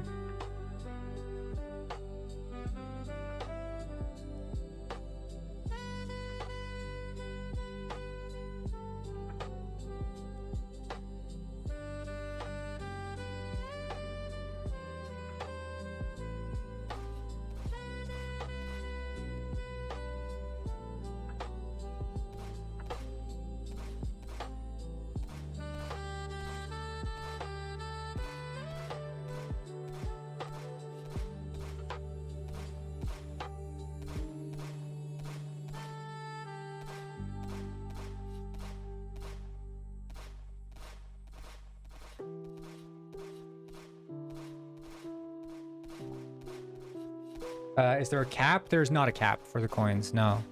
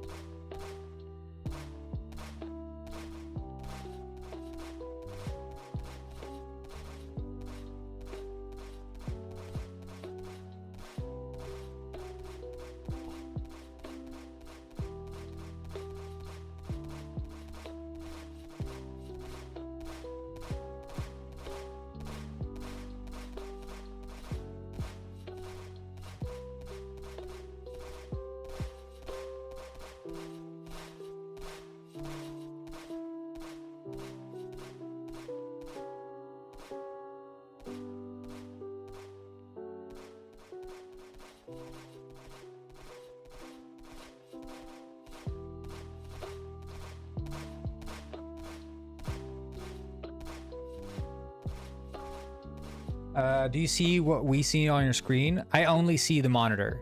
Because of course, if I look down at my desktop, that's when I see all the little pongies running around. Because I'm in a VR headset, so I see exactly what you guys are seeing. I'm just kidding, I didn't go that far.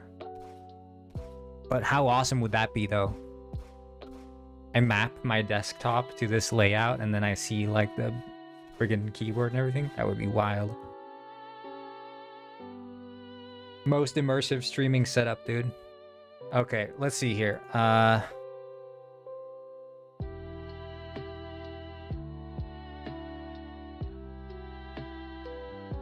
Yeah, just an AR headset, and I see everything.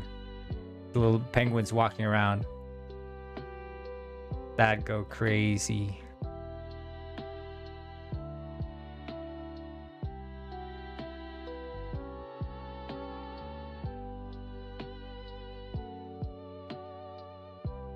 Yeah, I mean, it is mapping here. But they're just not doing the teleportation part.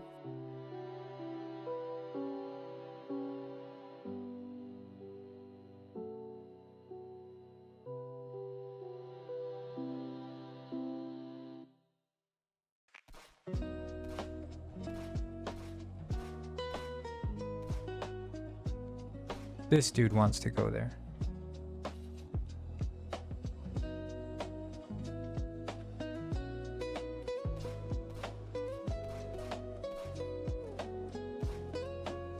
Okay, let's see here.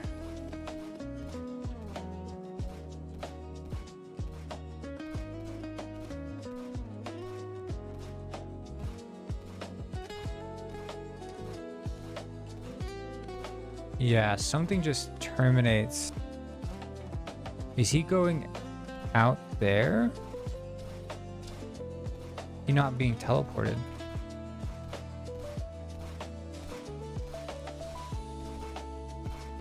but no one's down there.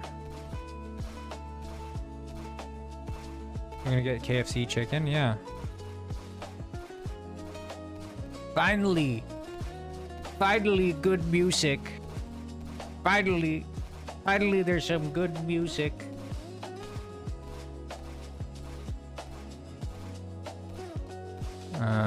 Let's see.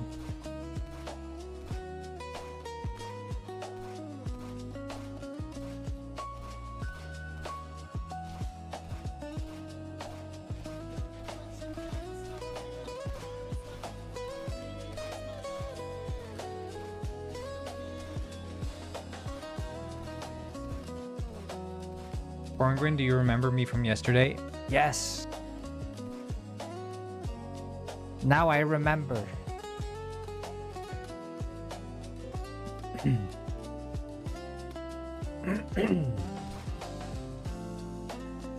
Mirror never lies. Yeah, I had to turn down the damn volume because the gunshots were too loud. I want to turn up the volume again, but I don't know. Is the how loud is the text to speech? Can someone try the text to speech? Because it might be the text to speech is quiet too. Although that used to be insanely loud before. Hey, I appreciate it, Arvinin. Gutford said, "Hello, I have an important message." It's kind of quiet, isn't it?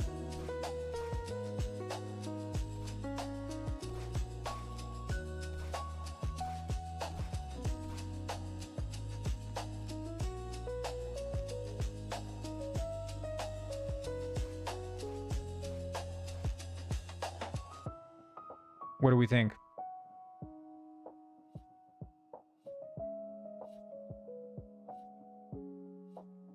Yeah, I'll turn up the mirror and the DTS.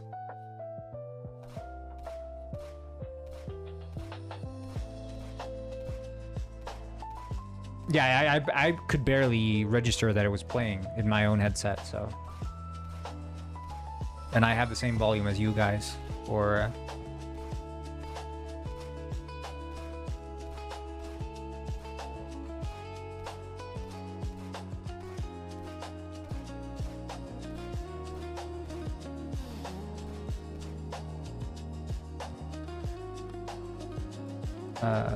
oh, that's an enumerator, so it's not gonna... Here. Keyboard.log. Teleporting.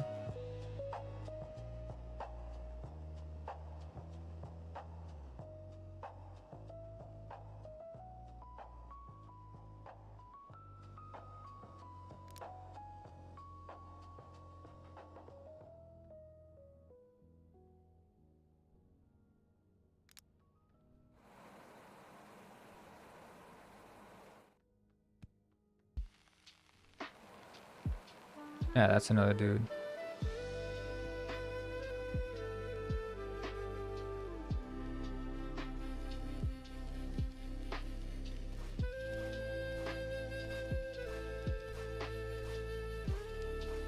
Yeah, it doesn't even do the force move. This music sucks. This music is so bad.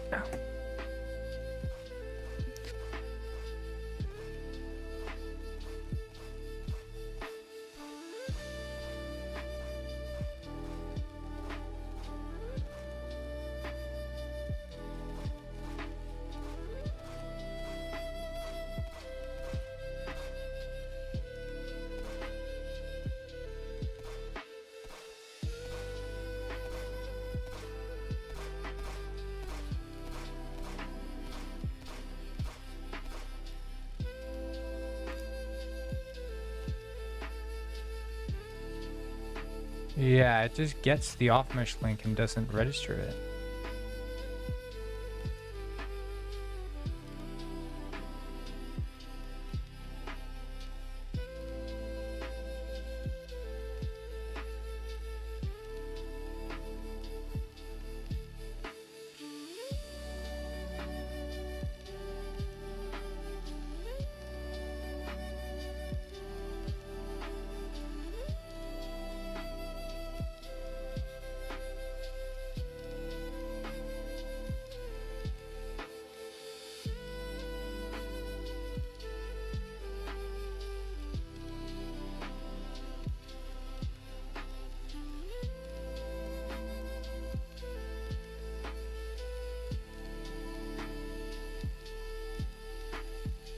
Are you part of the fish cultists? I am.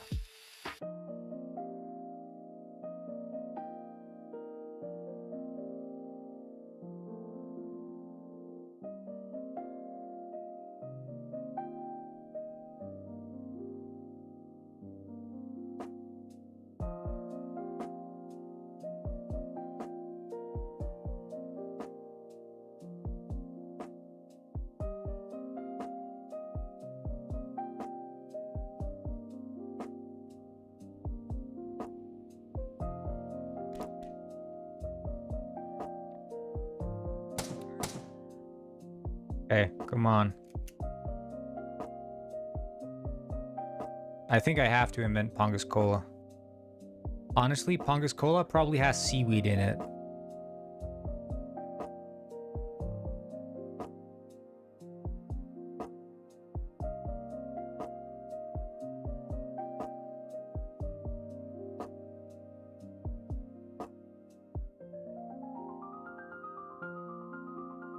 Mm-hmm.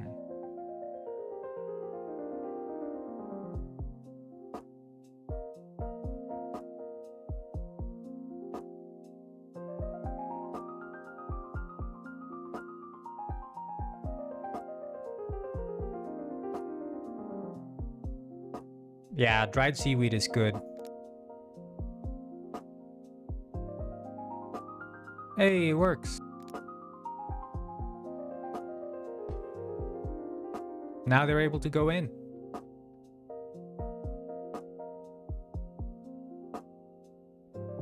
Nice.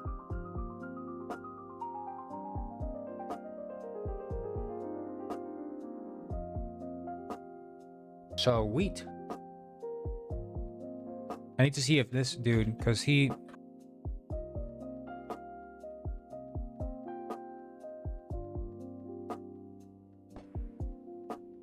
Yeah. Corn likes lo-fi piano music. Well, the problem is... if you guys have a freaking kick-ass royalty-free playlist you want me to play, I'll play it. There's only so much time in the day I can spend looking for kick-ass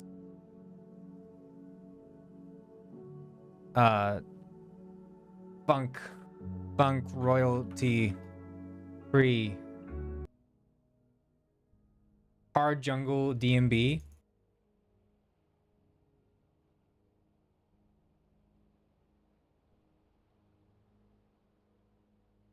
This has the Xbox main menu logo, so I like this one.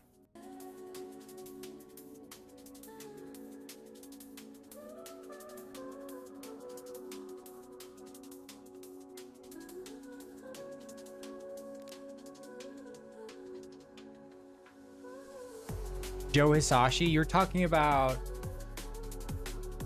You're naming names, and the moment the artist has a name, I know it's not royalty free, so I'm not going to play Joe Hisashi, because that's just going to get me banned. And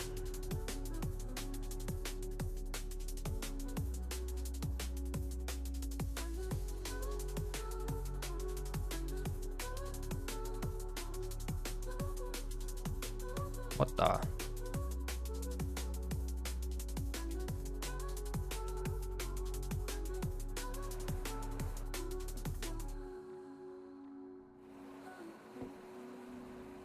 Okay, well, they can now walk inside.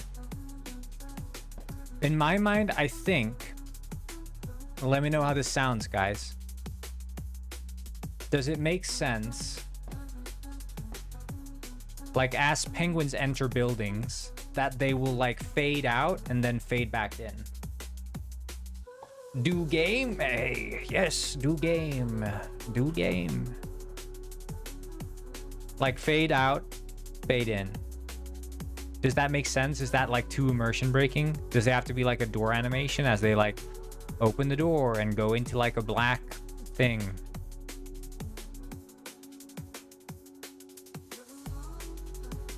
I don't know.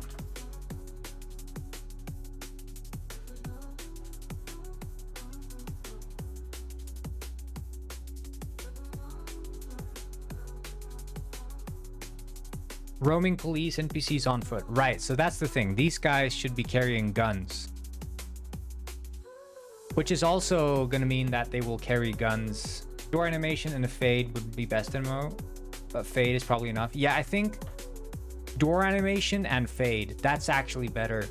I didn't think of that. When I said door animation, I was thinking of them like actively like putting out a flipper and opening the door, but I could just have the door itself play an animation where it like opens and then fade out the penguin. No, I'm not talking about the player. I'm talking about the NPCs. So not the player, but like as an NPC goes into a building. Because right now you have NPCs going in, he goes in, poof, he's gone. So he should be there, the door opens. This door is huge, by the way. I think that's the play. So door open animation, NPC fades in or out. That's going to be the play of the week. So did you get Labubu yet? I have 20 Labubus sitting right behind me. Yep.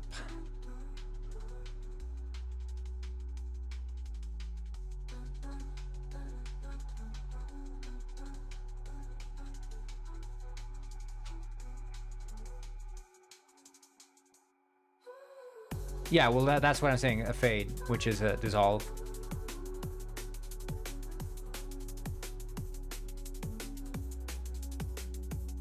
I mean, in my mind, at least, a fade, a dissolve, you know, same thing.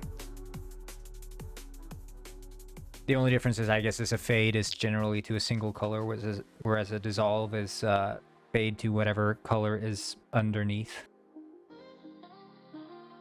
It's surprising they actually fit in the room, because you see the room is bigger than it seems. It's bigger on the inside, yeah. The rare ones? Yeah, I have all the rare ones. I have the 24 karat gold Labubu.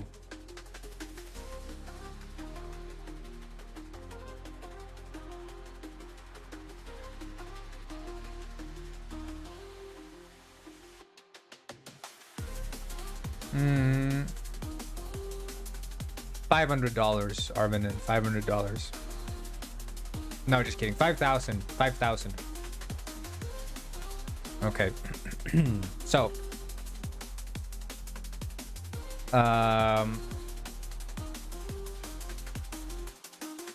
That's the thing. Behavior type police and loadout police. So.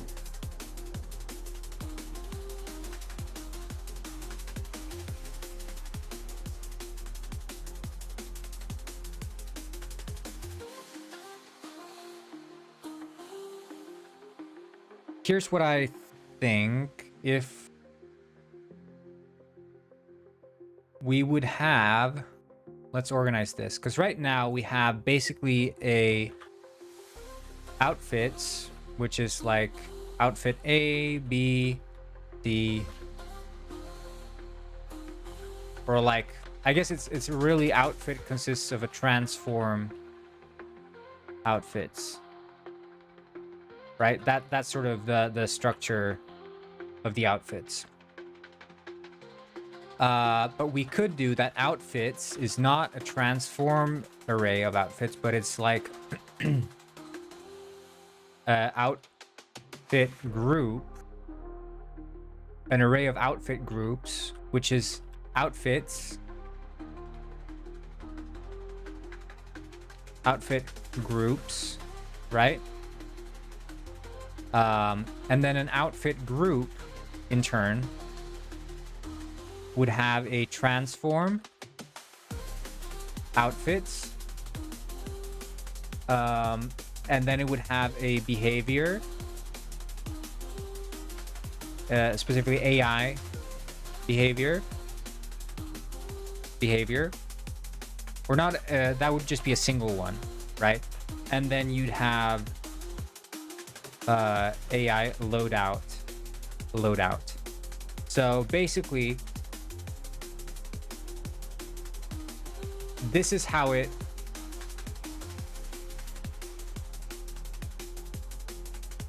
this is the new proposed setup.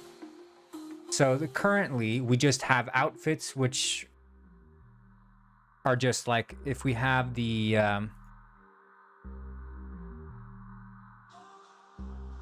like all outfits here, these are just prefabs of outfits. So this one links to, you know, it's just a long list of all the outfits in the game. That's the outfit list we pull outfits from when we generate an NPC. What makes more sense is to have outfit groups. So outfits consist of outfit groups, and each of those outfit groups in turn consist of a list of outfits to pull from, what sort of behavior those groups represent, and what sort of loadout they will spawn in with. So consider a civilian. You would have, for the outfits, you'd have all these outfits. For the behavior, you would have just normal civilian behavior. And for the loadout, no weapon. For a police, outfits would consist of all the police outfits. So these ones. Behavior would be police behavior, which is defined in the AI behavior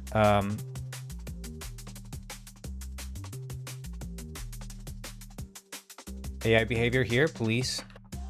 And then loadout would be the police loadout.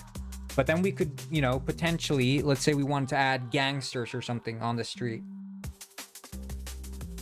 We would add maybe some civilian outfits, and then behavior would be gangster behavior, and loadout would be something. And then we could have like a variable on the loadout saying this is a randomized loadout, red gang, green gang. Isn't that what's in San Andreas? Or don't they have purple ones as well?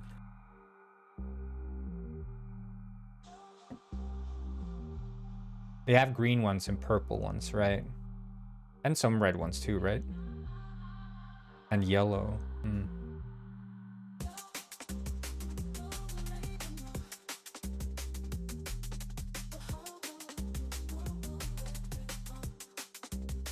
Yeah.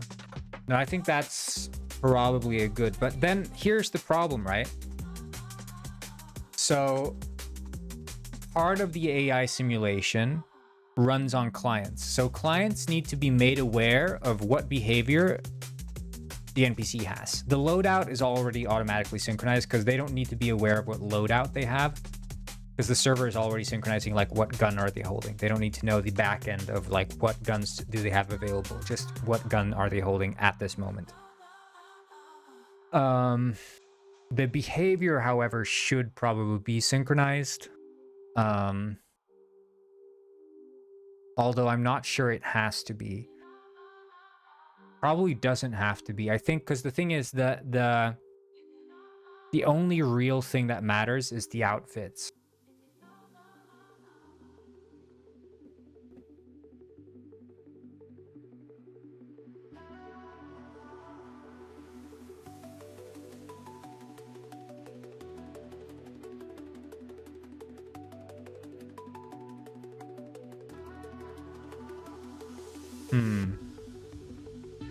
Well, then, in that sense, I guess... So we have a list of all the outfits. And then we'd have a list of all the outfit groups. Can you change the walks slightly? Like for the different behaviors, you mean? Because that would be possible, yeah. I mean, that's what they do in San Andreas, right? The gangsters walk differently and stuff. Yeah, that probably makes sense, I think. Did you guys know that in Germany right now, there's a trend to eat pudding with fork?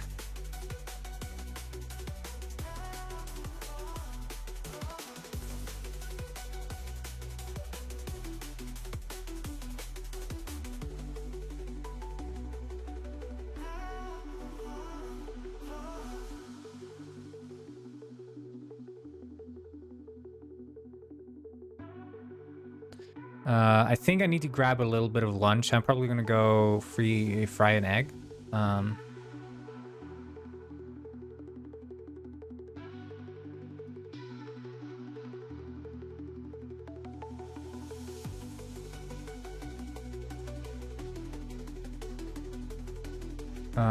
So I'm gonna go do that, I think.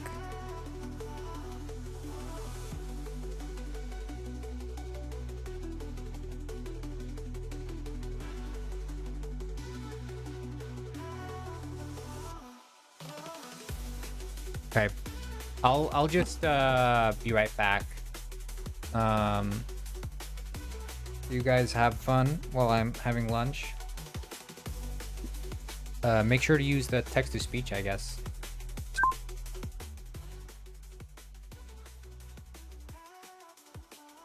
And also make sure to bully First Penguin Lord.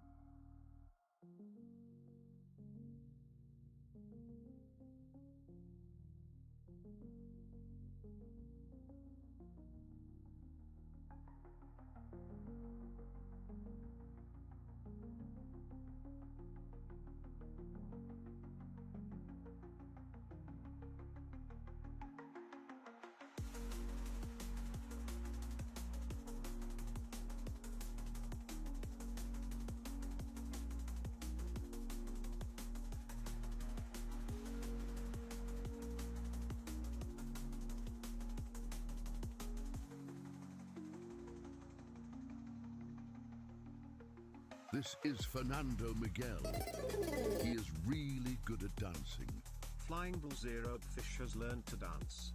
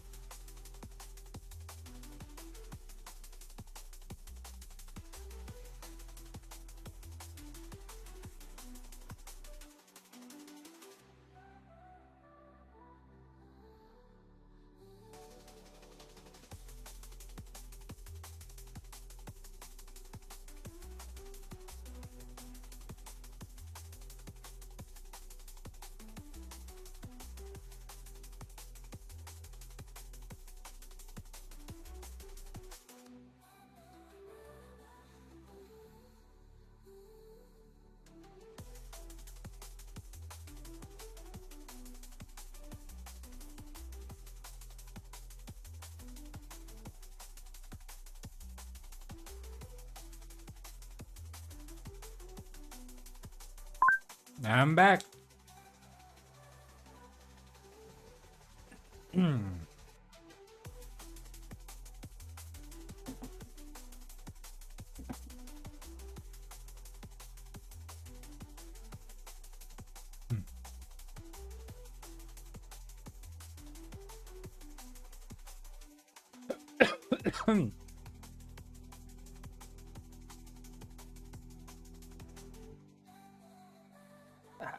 Hi back. Hi back.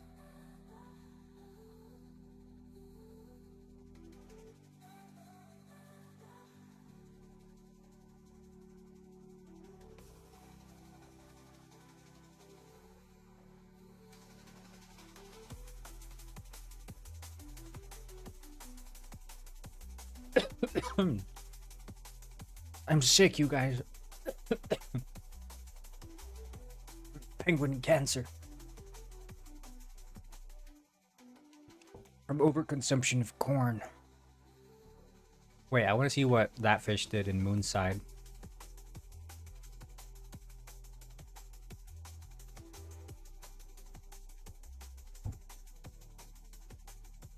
I'm gonna go play Penguin Heist. Okay, yeah. I like it. Are you still here, Alpha Had? Because if you are, I can give you some tips.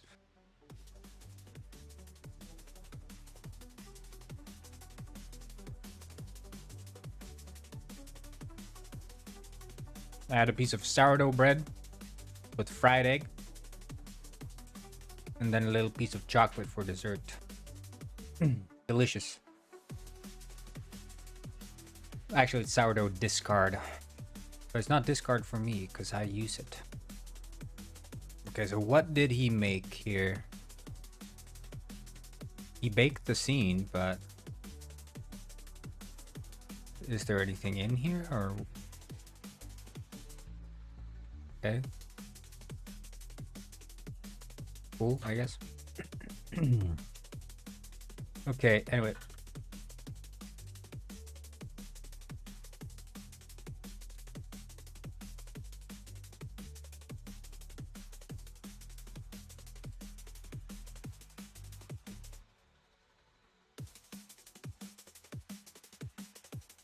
Okay, so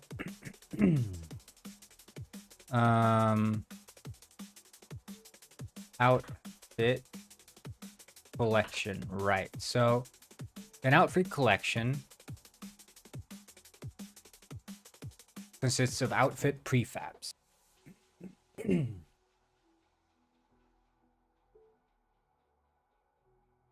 um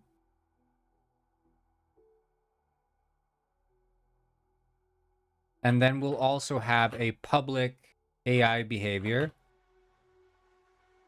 out, or just behavior, and then public. I think AI behavior is, yeah, scriptable object. Okay, and then AI loadout. And this should be null for the outfit prefabs.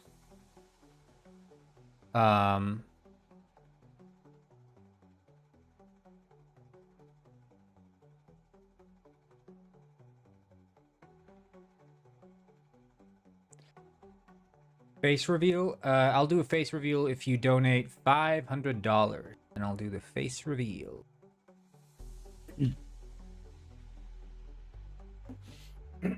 Sorry.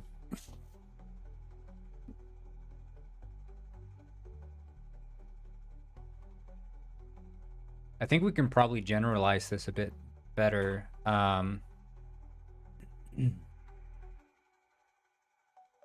Var clothing equals for var I equals 0.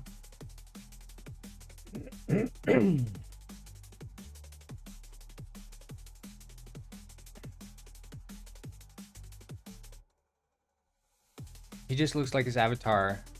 Kind of weird. Yeah.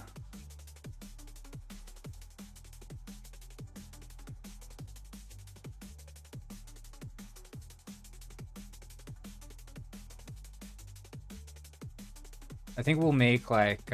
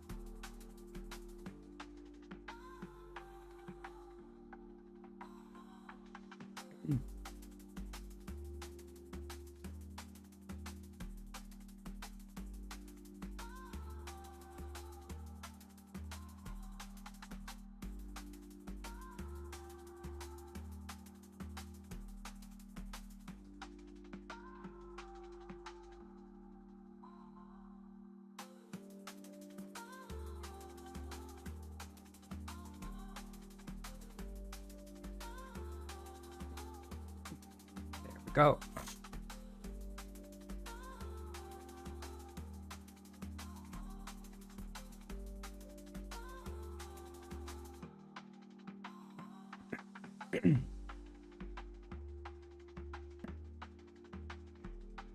Cleaning up a little bit.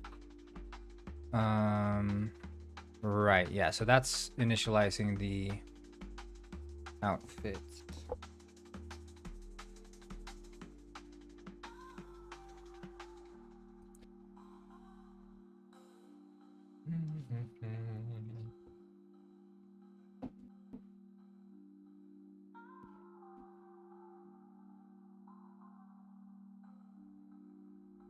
So we do get outfit index.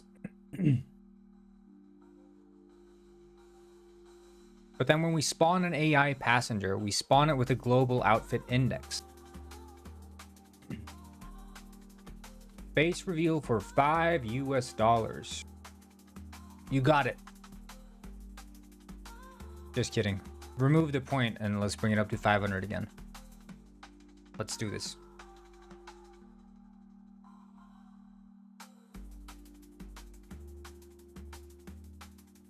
Right, yeah, because the AI passenger...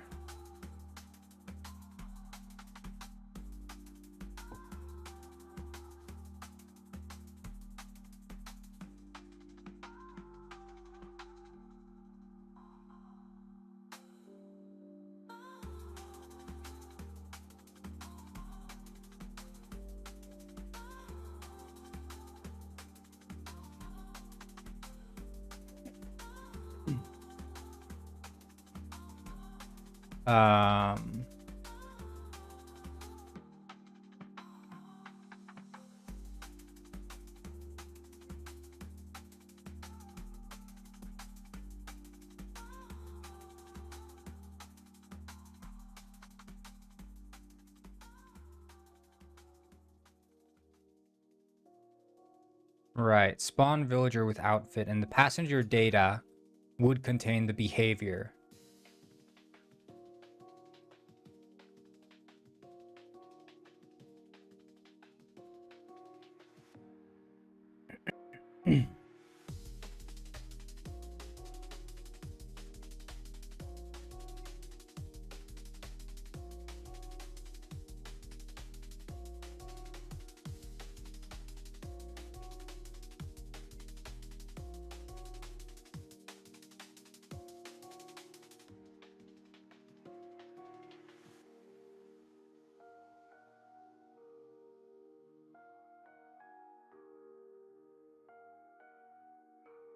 Yeah, because we spawn it with the outfit index. And then the passenger data is just maintains what sort of outfits, what behavior, and the maximum amount of passengers. See, this outfit collection, AI behavior, AI loadout. I think an outfit collection really already should contain that.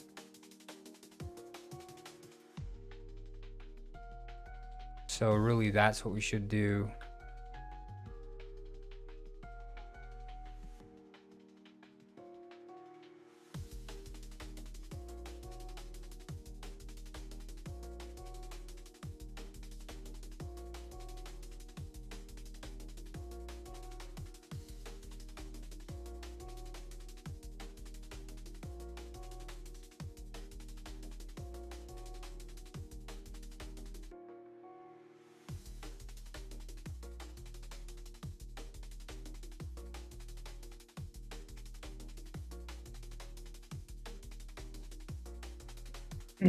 Yeah, the backup forces are screwed. Passenger data is just, yeah, it's just a outfit collection and how many passengers.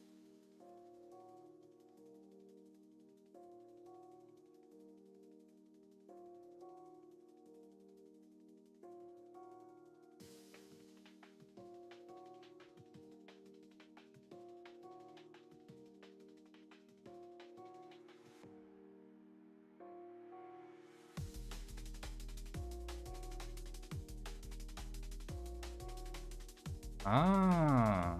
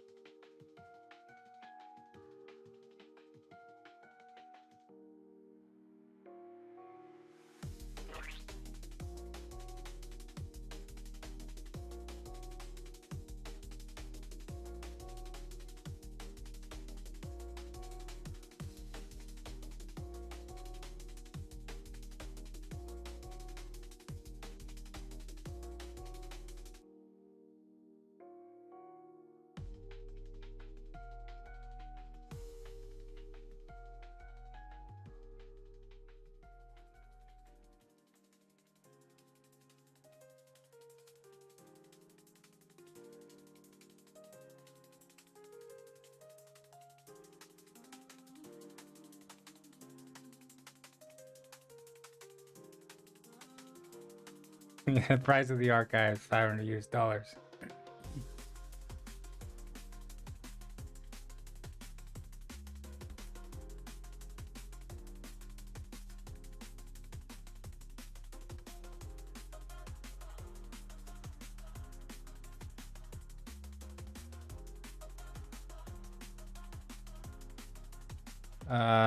Well, I mean, I look at the bugs. Yeah, that bug has already been fixed. It's gonna come in the next patch, so.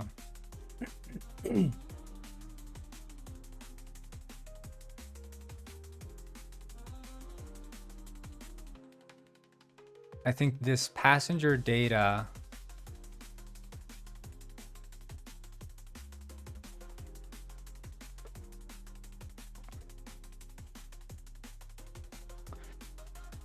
I guess we would want to change it to not be called passenger outfits, but rather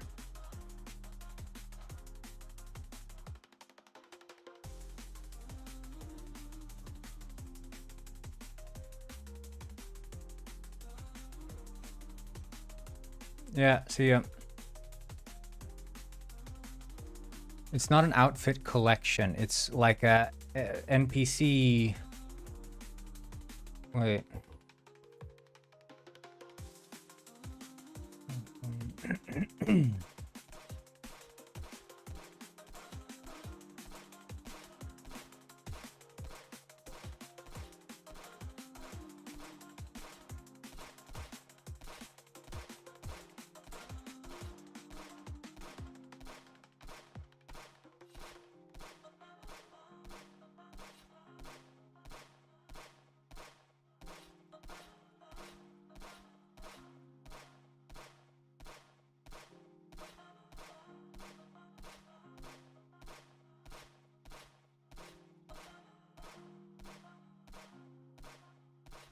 Yeah, I think probably like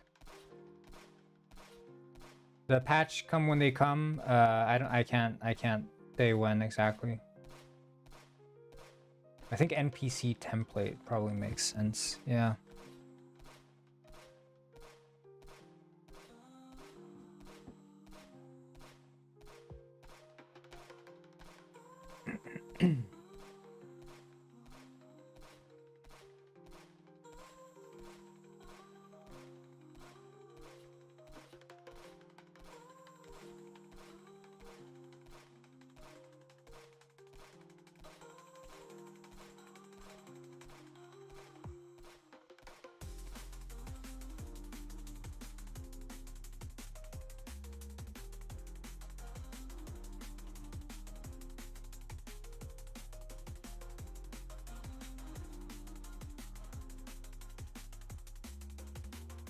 So their outfit prefabs behavior and loadout would be an NPC template.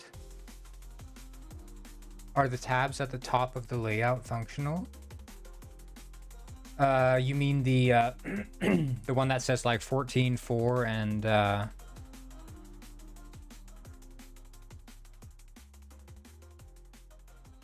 and 0.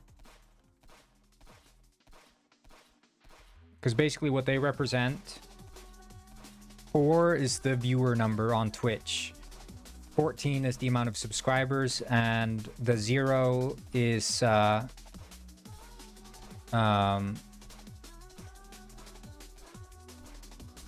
I'm not sure if it's gonna be fixed that it doesn't save sometimes. I don't know what bug that is. It hasn't been reported. When you report bugs, it's best to report them in a thread.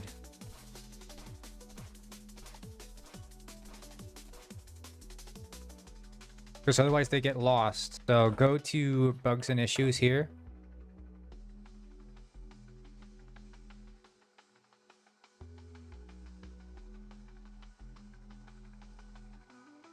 That way I don't get lost trying to remember what bugs have been reported or not.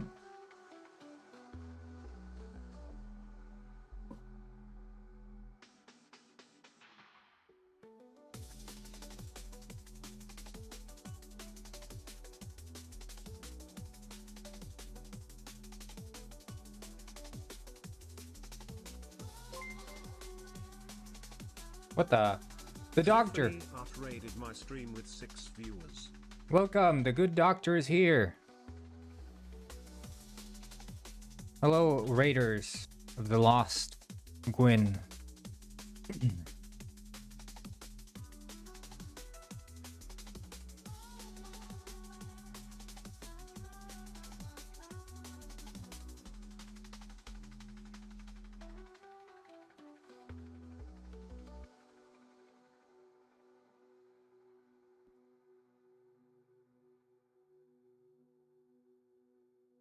I don't think we need to send the passenger data. We should just send the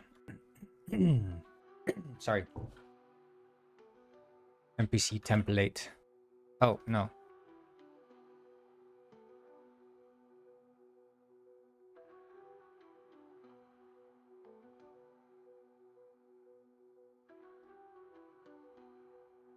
All is good here.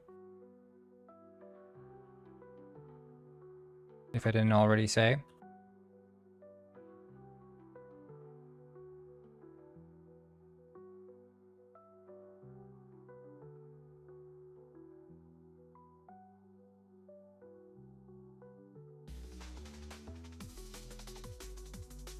Yeah, we're doing jungle beats because Guffert really likes jungle beats. I don't know. He said he used to be a bit of a beat maker back in his private and high school days. Which is kind of interesting, I suppose, but, you know.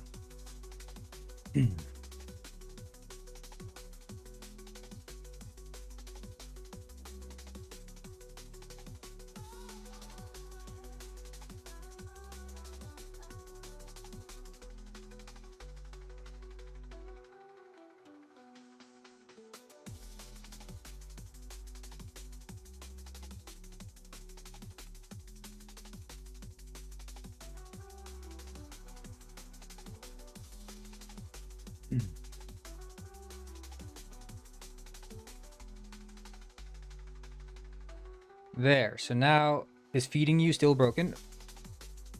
It's probably broken, yeah. Shit, I need to fix that. I need to make another Miro board for Penguin Pet.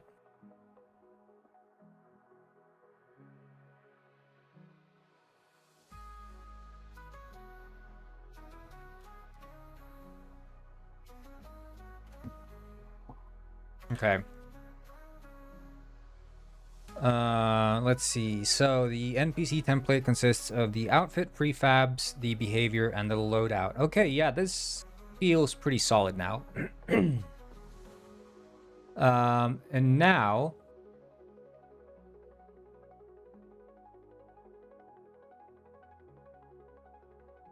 spawn villager.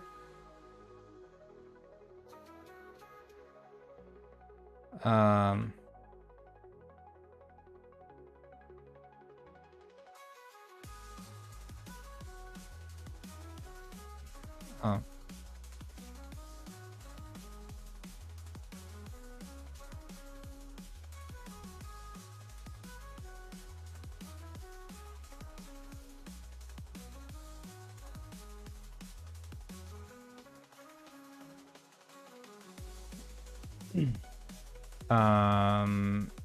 Right in it.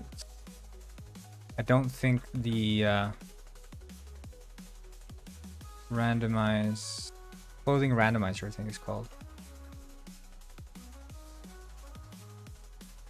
which should be something more like NPC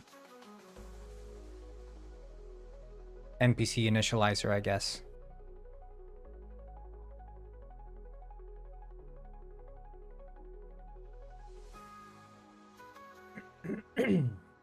Let's see, clothing randomizer should be switched to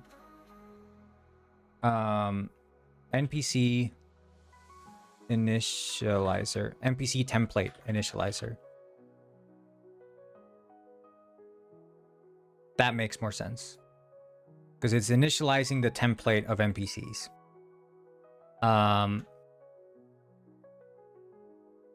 Right, and that would, it would have a template. That template would then be initialized.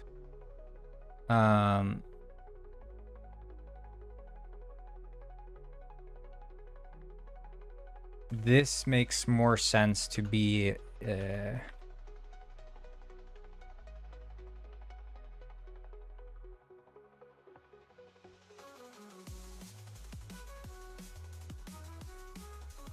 I'm so locked in with this music, guys. I love jungle beats.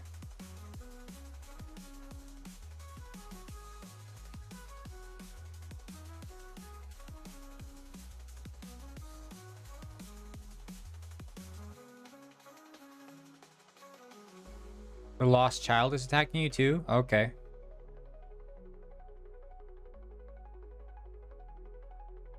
The music is so bad.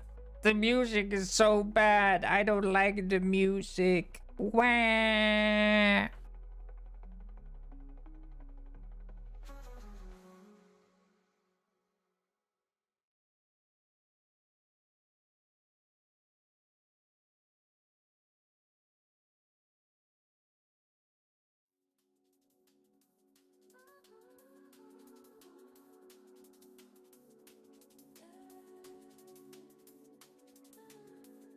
Yeah, just keep reporting bugs here.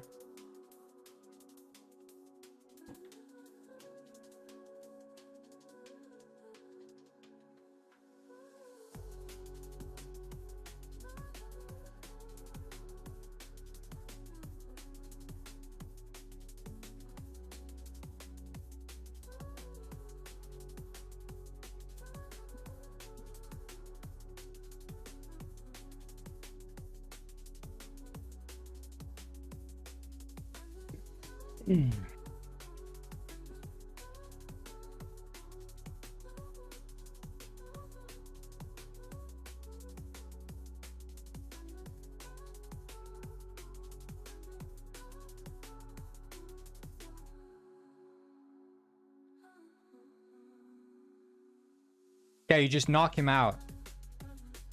Knock him out and pick him up.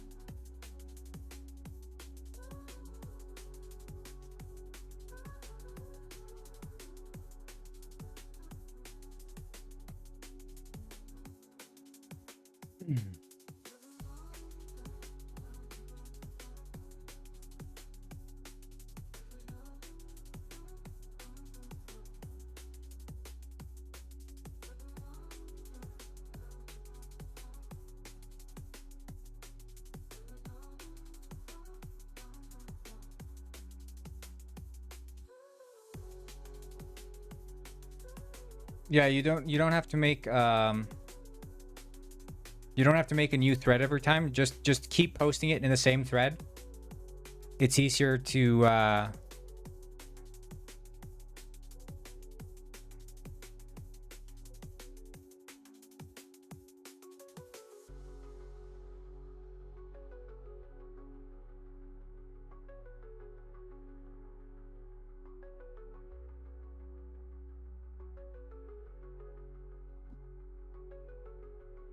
He hates all music except for like one track here and there, and he's like, finally some good music, and then next track, oh my god, I hate this.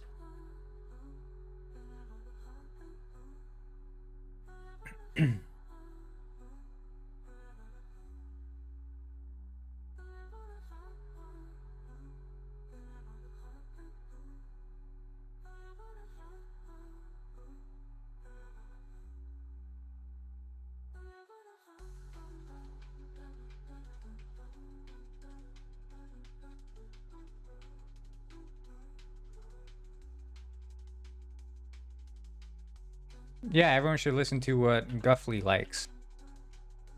Jungle beats. Okay,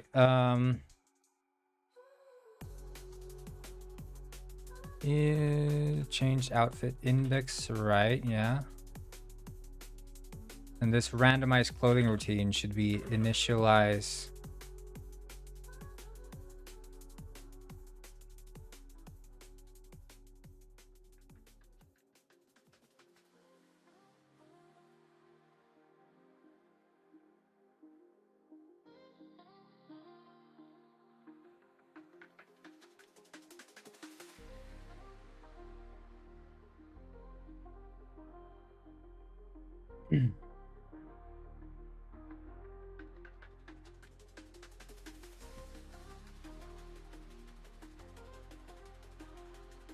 This isn't really what I was meaning by hard classic drum and bass jungle. No, this is like liquid drum and bass. Hard classic drum and bass jungle.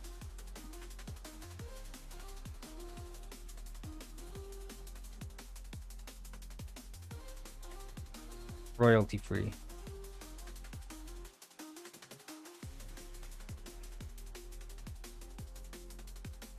No, there. I don't know if there's any.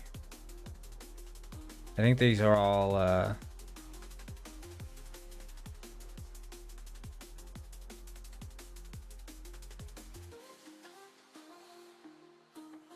Not really given.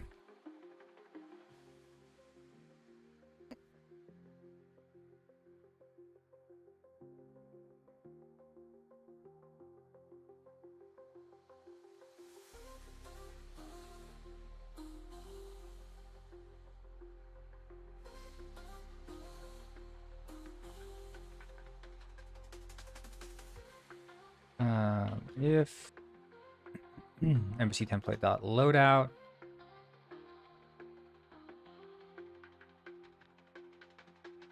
Oh, it was a joke? Oh.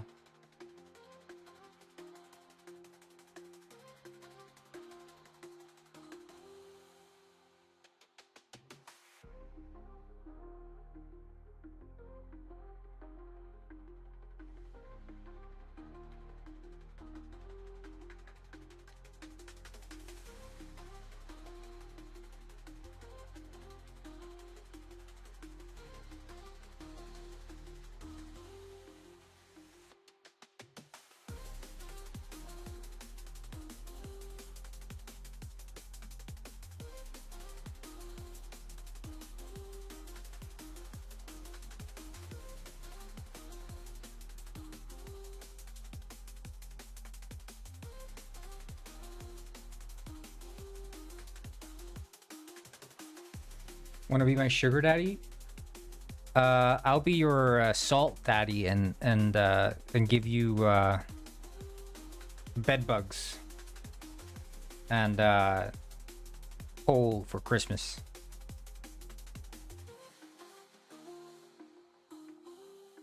That's the best I can give you.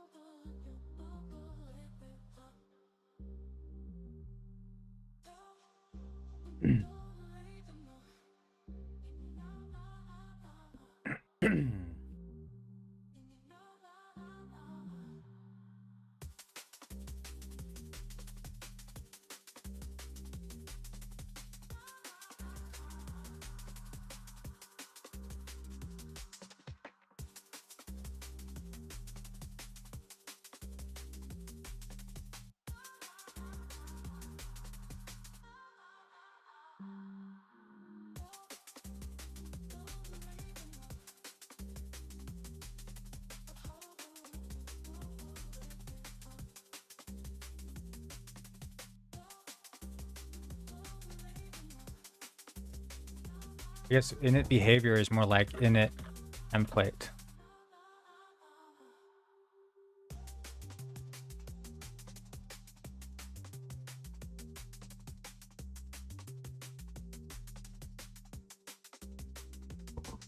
There. Asking me to complete a game is like asking me to complete No Nut November.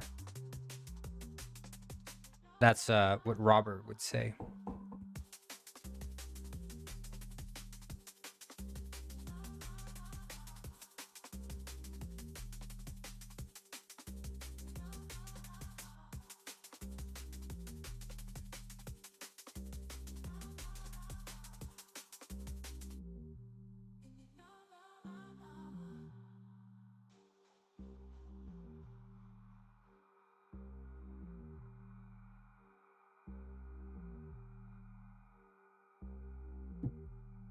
Cute penguin, please. No!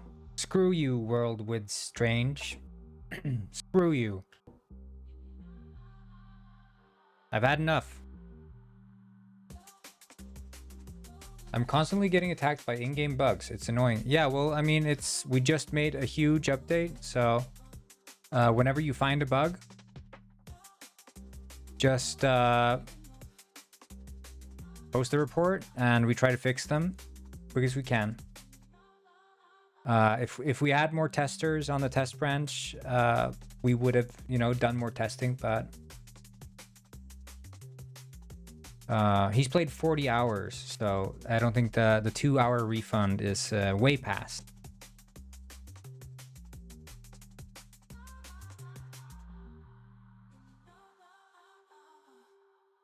Yeah, this is the reality of indie early access is a lot of tinkering and fixing.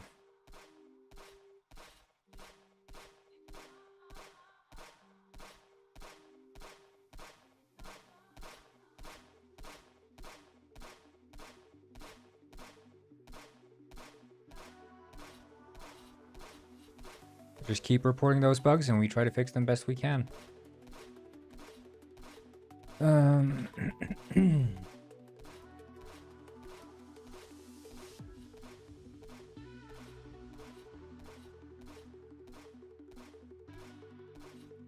Okay.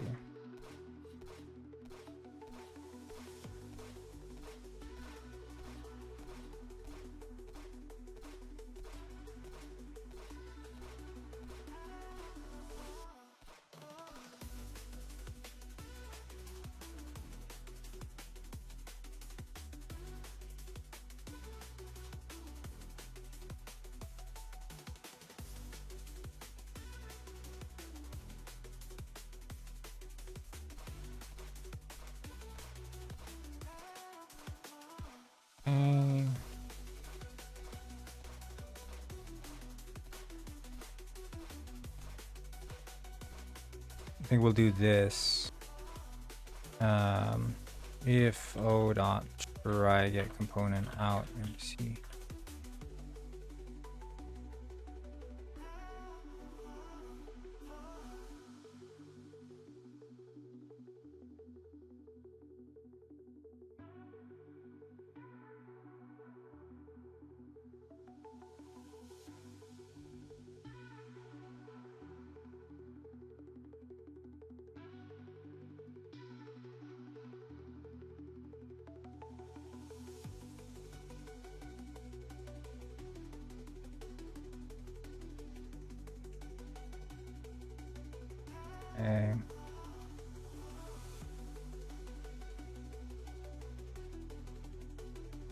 When are we updating the craft? Whenever people want. I was holding off because I'm just waiting for like a green light.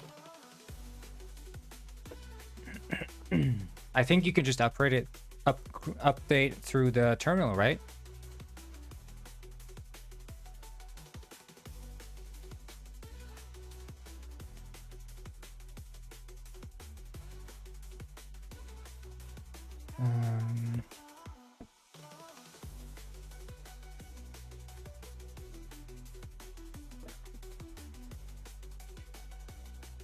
Yeah.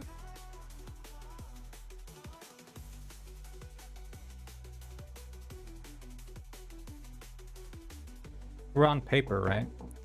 Download a new jar from a download page.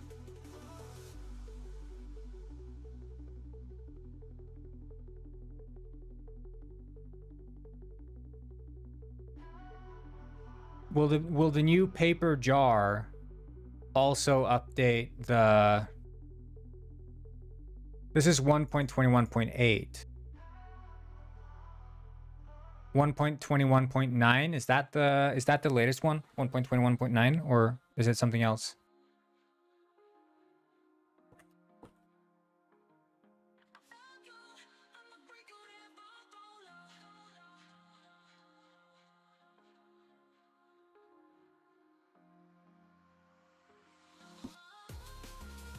One point 1.9 is the latest. Okay, well then I'll download 1.21.9 then.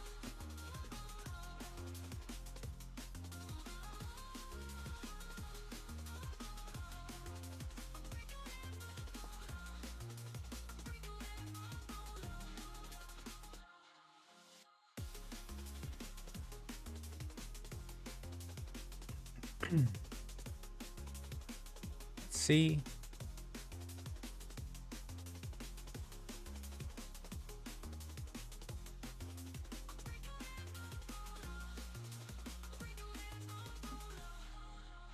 Minecraft server paper. Okay, should I just stop the server then?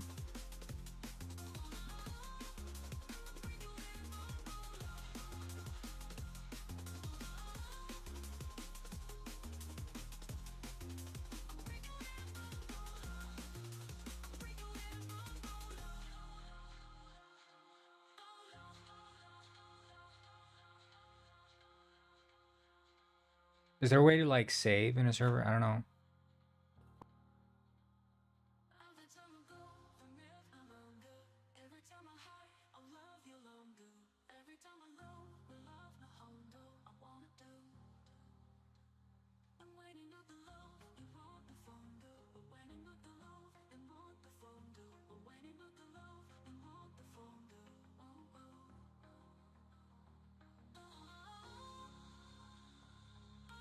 Okay. This is Fernando Miguel. He is really good at dancing. Thank you. Has learned to dance. Welcome to the stream, Tagaton. Glad to have you here. Okay, I think that should be it. Starting up the server again. Make sure you update, guys.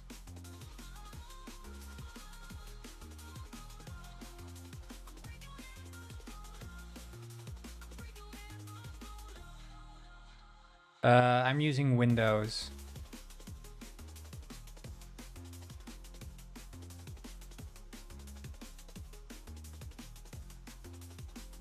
That's a lot of errors, but I mean, it's running.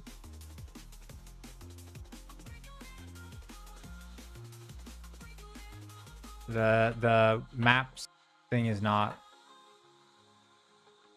Maybe I'm just gonna stop it and launch it again.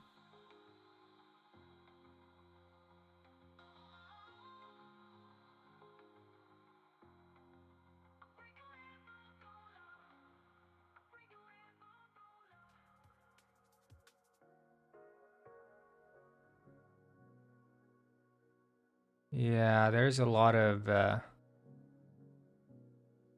think I need to update the plugins.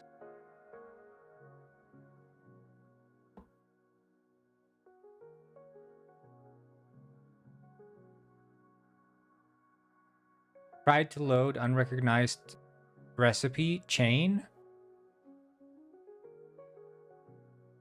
What's the Minecraft chain?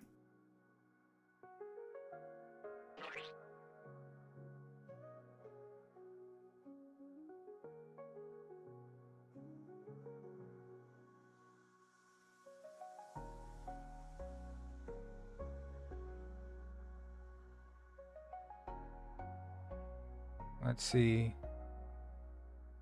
Published? Yeah, published. I mean, the game is out, but not. I'm not being published by anyone.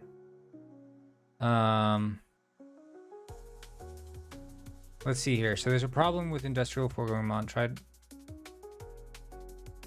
delete the config.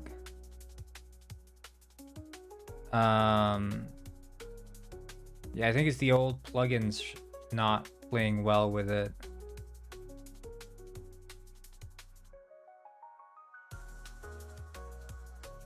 Map is down. Yeah, it's all the plugins are just broken, I think.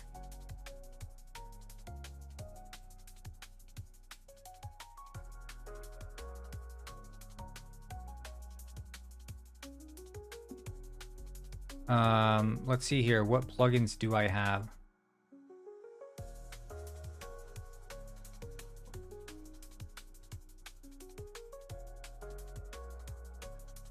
That's the same latest one that I'm on.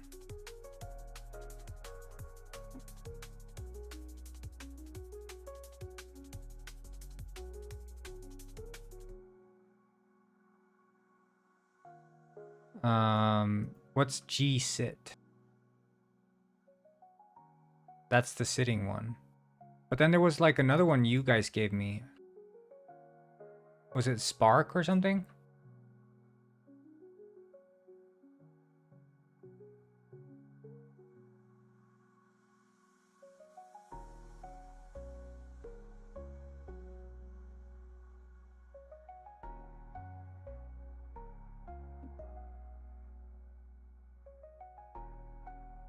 Like if I look here, there's the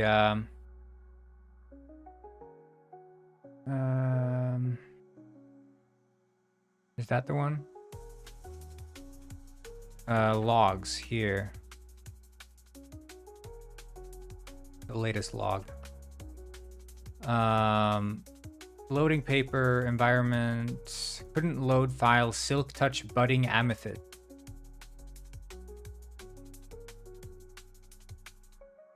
Couldn't load file, player head drops. More mob heads, name colors, painting picker. So we couldn't load any of those because those are too outdated. Where did those go again? They were in the data packs or something, right?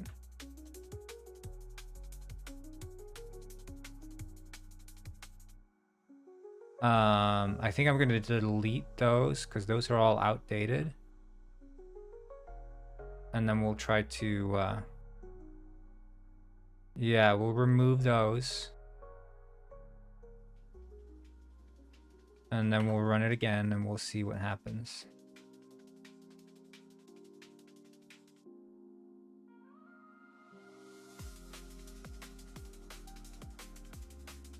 Missing data pack, yeah, that's fine.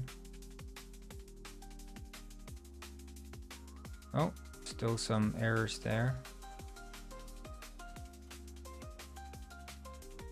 Let's see in the logs.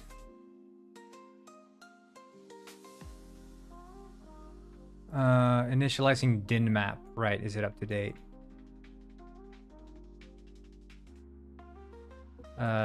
Din map 21.9. It might be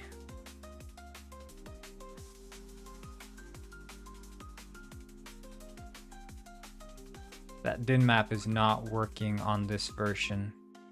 But can you connect?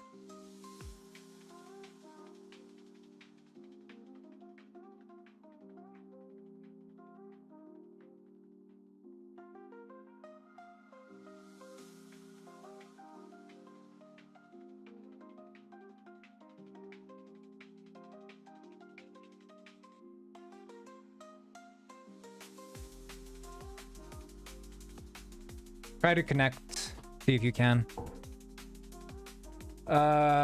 If you can just keep reporting those bugs, Arvinen. Show like in the bug reports, how is it out of sync? Like what goes wrong and stuff. And just keep posting in your bug report thread, and I'll try to deal with it when I can. Sound good, Arvinen?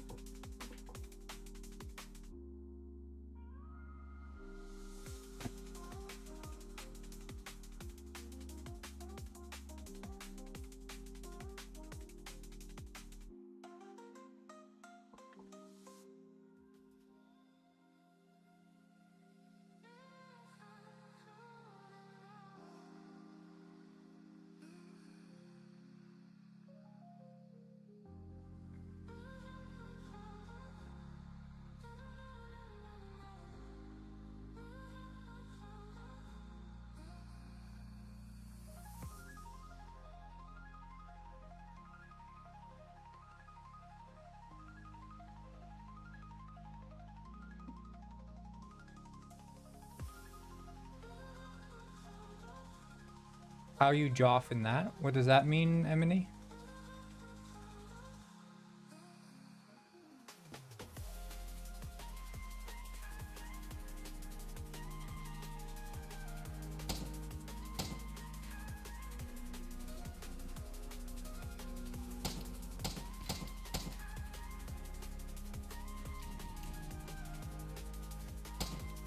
So you're out of sync in the sense that the fish is flying around? Is your friend not outside then? Is your friend moving around or something?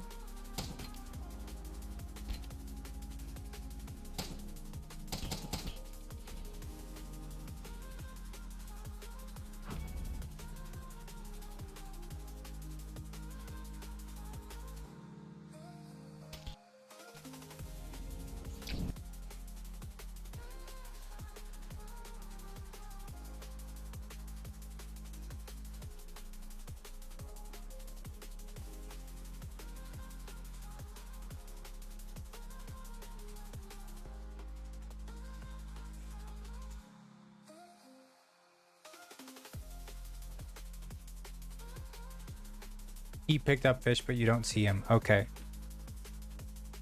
Yeah, I will look into that.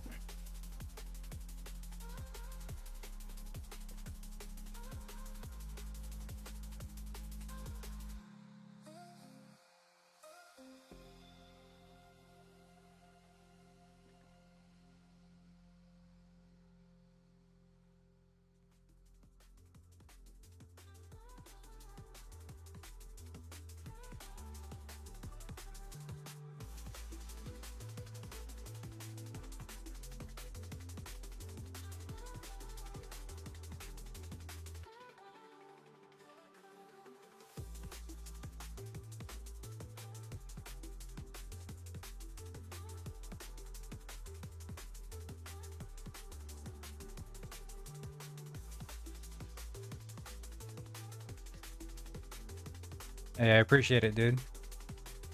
I think I'll if I can get the outfits working with the police walking around, I'll just jump straight back into bug fixing. We'll see if I can knock out these bugs. At least some of them.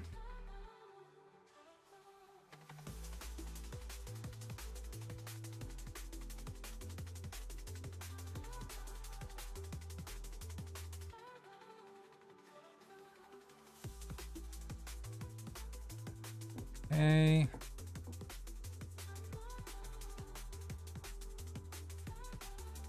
Sweet. And that one's there. See this NPC template here.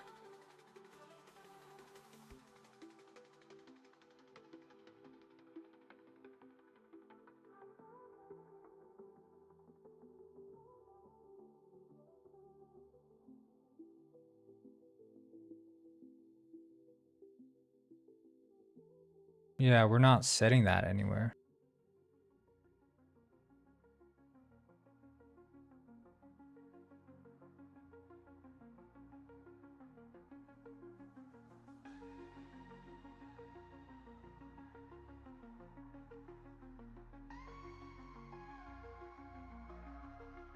Where are you from? I'm from Sweden, but I live in Iceland. Land of lava bread.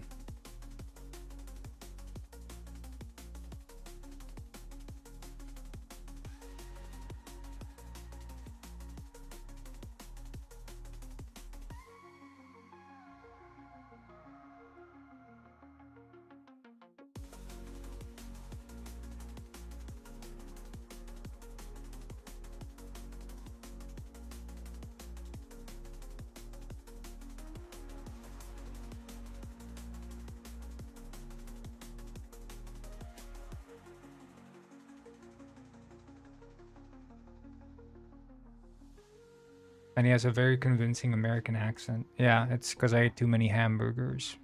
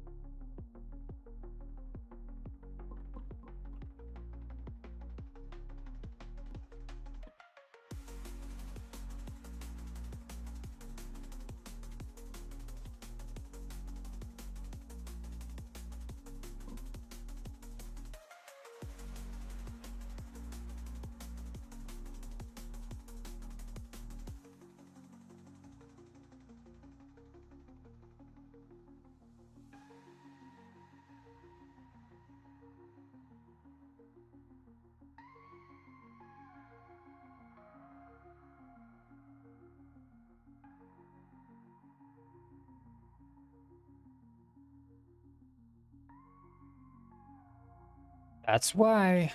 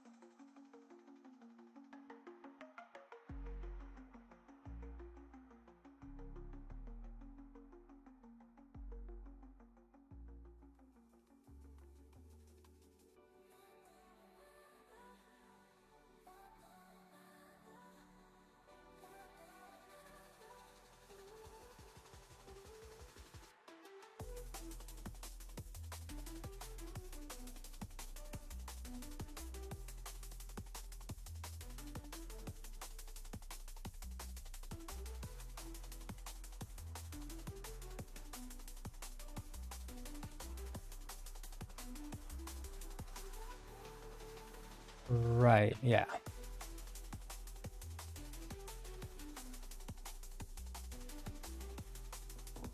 We have to wait a bit for all the plugins and mods, but can you actually like, you can play the server still, right? Yeah.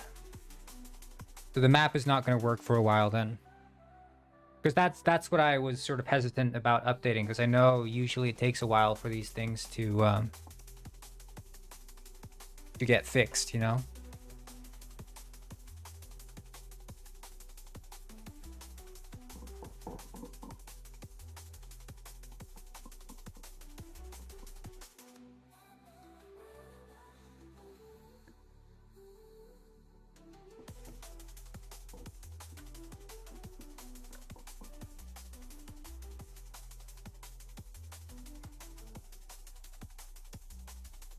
You're gonna have a bunch of copper golems now.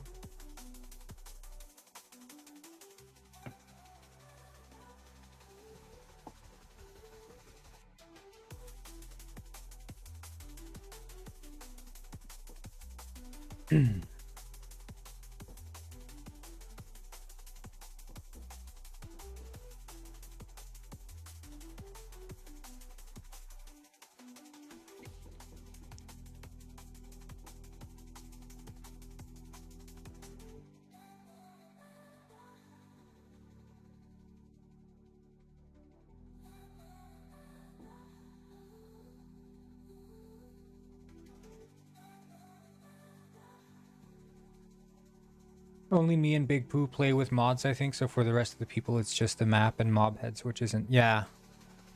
I mean, the map is really nice. But I guess mob heads, it's going to be a struggle for Soup.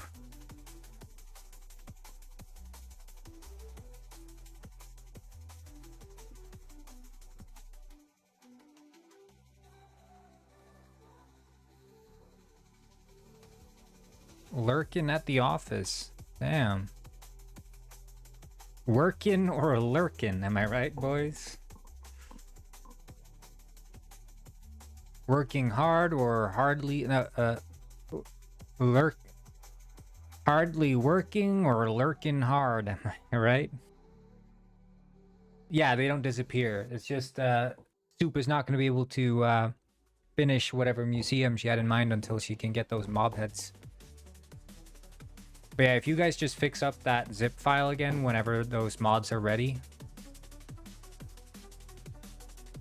I'll just drop it in like I did before. The data packs.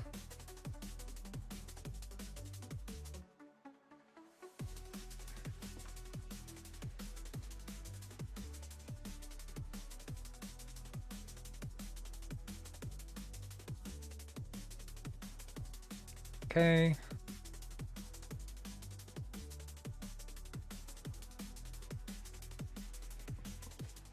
Let's see if this works. This should potentially Shaw. Yeah, Shaw. Should potentially spawn in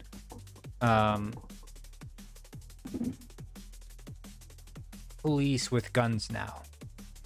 But it could be that it's off by one. Like one frame, and then it doesn't spawn, so we'll see.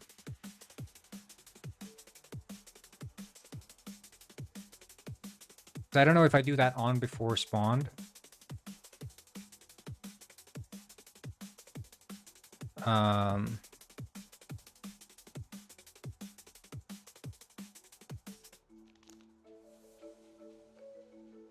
mean, that runs the same frame, so.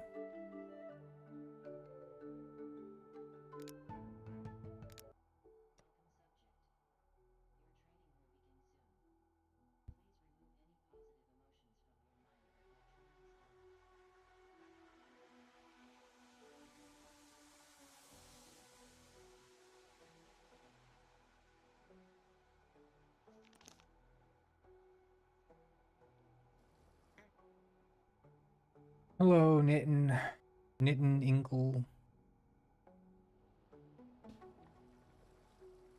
Pickle. Mika. Wow, that's great, guys. You're all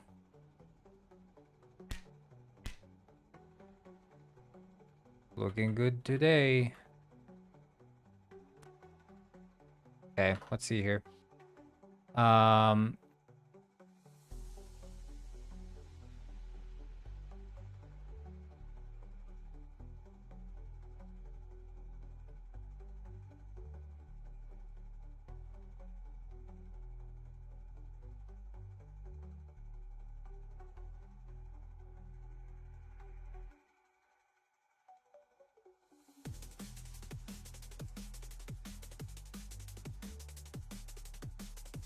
Yeah, I guess maybe the NPC template initializer needs to have a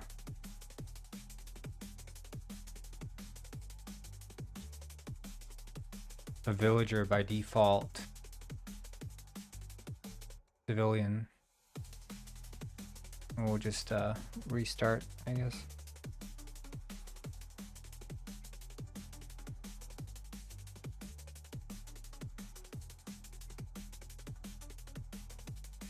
Gosh.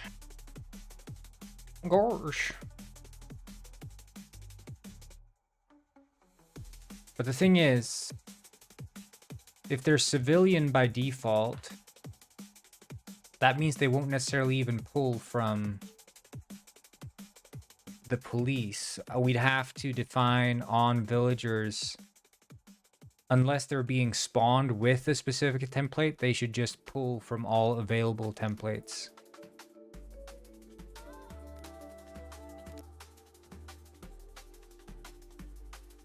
I think that's what we have to do.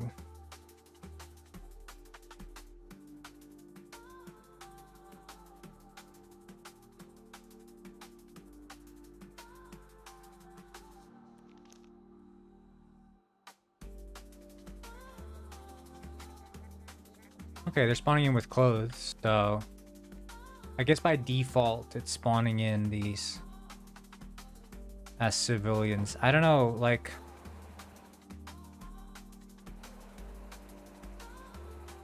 I guess I could have like a likelihood of picking. I mean, there it's spawning a police. Hold up. That's all outfits template, right?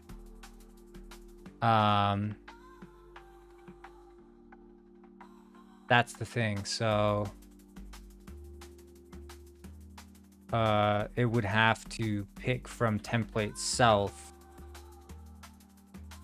and here template self, and then on changed outfit index, we assume that it's changing to the global outfit index.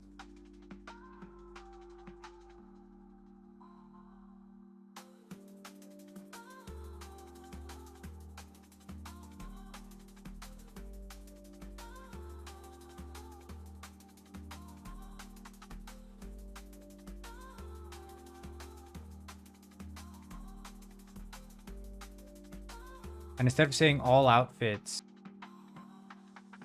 worn outfit index is var local worn outfit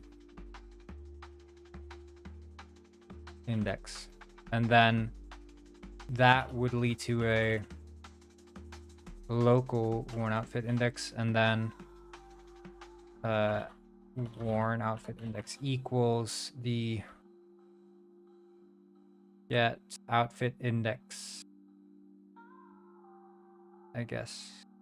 Or no, that just returns the outfit index. Index of all outfits template dot get outfit index, and then outfit. So that initializes from local to global, and then we apply the outfit.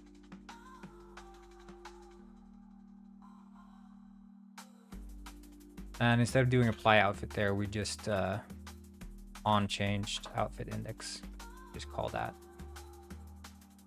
Apply outfit. And then that's also repeat, so we can just do that.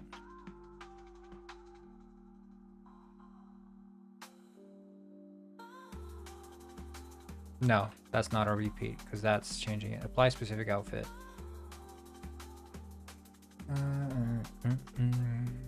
So that would pull only from there. So now there shouldn't be any police walking around anymore. So we reload. I don't know if that's a coroutine. Ah, shit, it is. Okay, we'll have to recompile.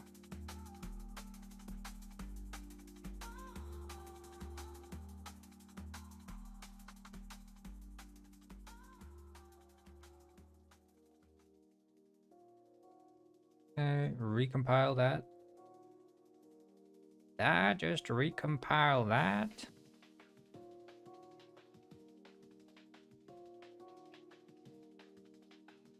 Maybe I should have waited longer to say update the server.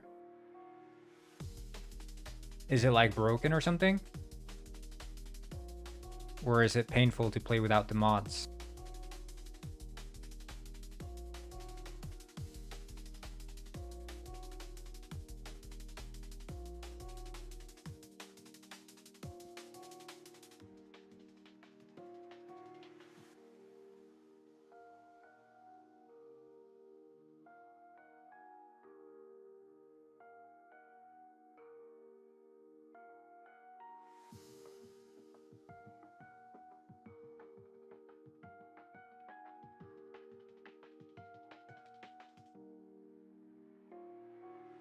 Yeah.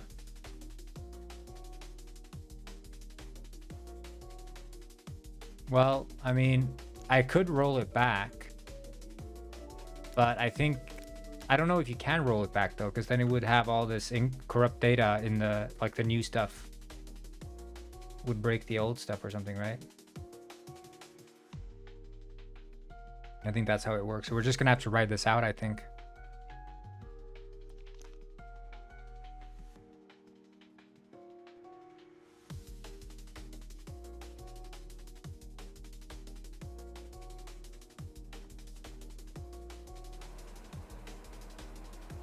Okay, no police, sweet.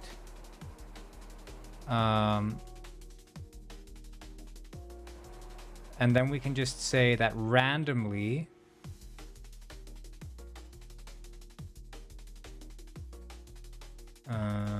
on start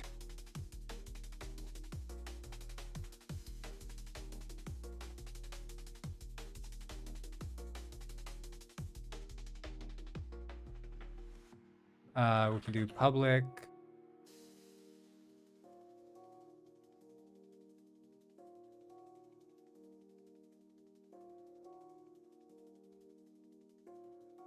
we can do a struct.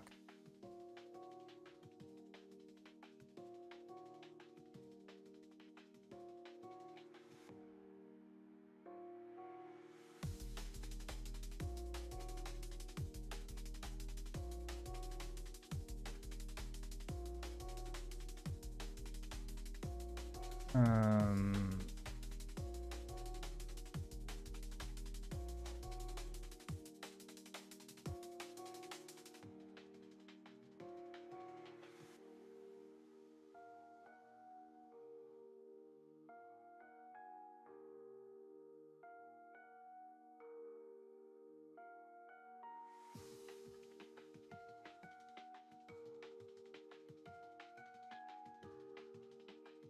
okay.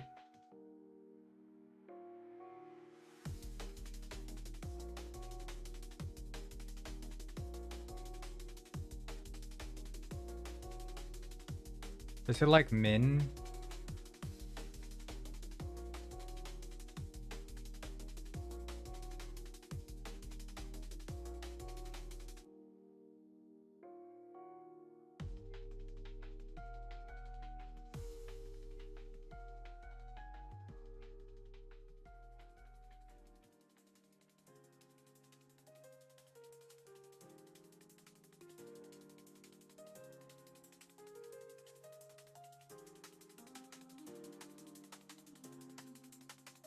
I don't know the Moomins theme. I've never heard it before.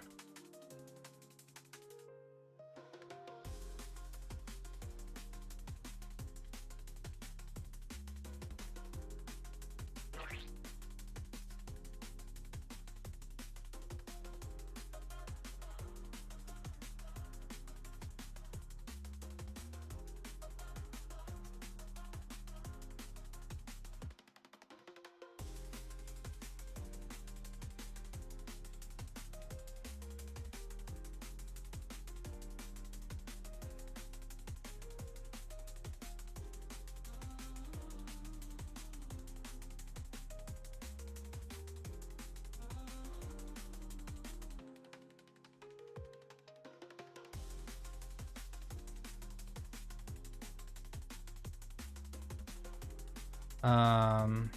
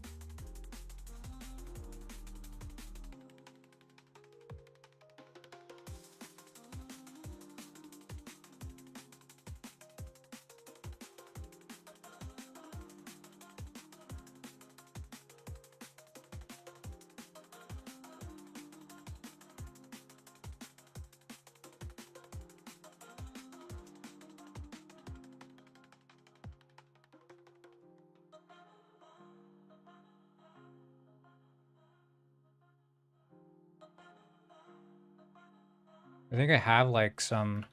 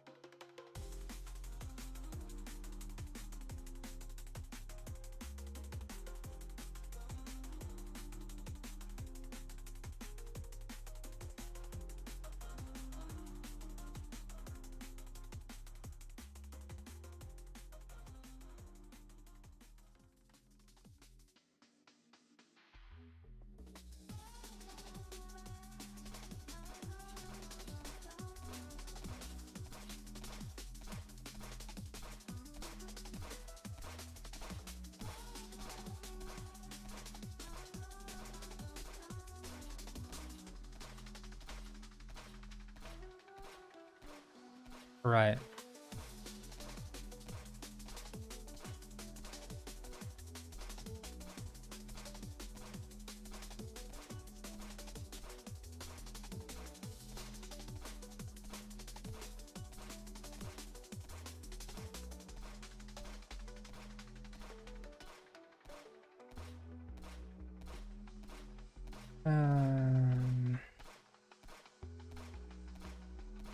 And then we can just change this to not have that, and then we say like there's a 2% chance of a police spawning.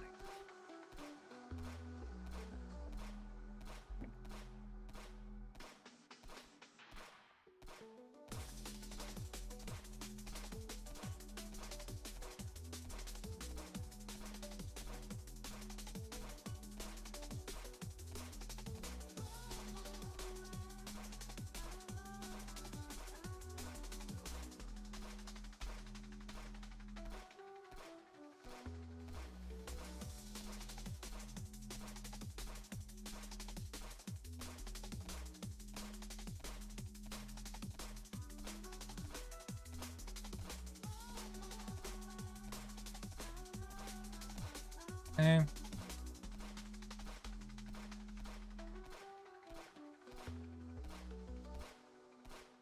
Template self should be none.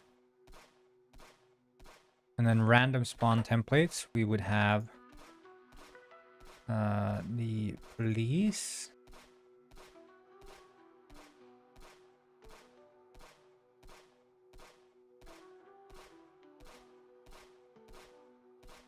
I guess that one can't be drawn.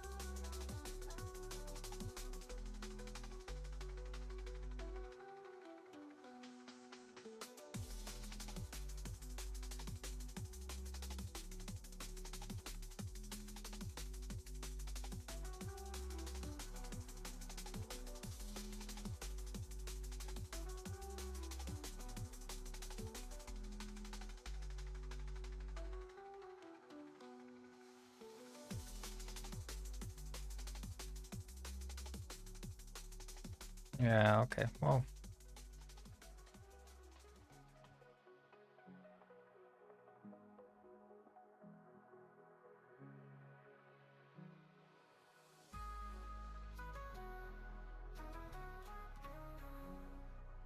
I don't know.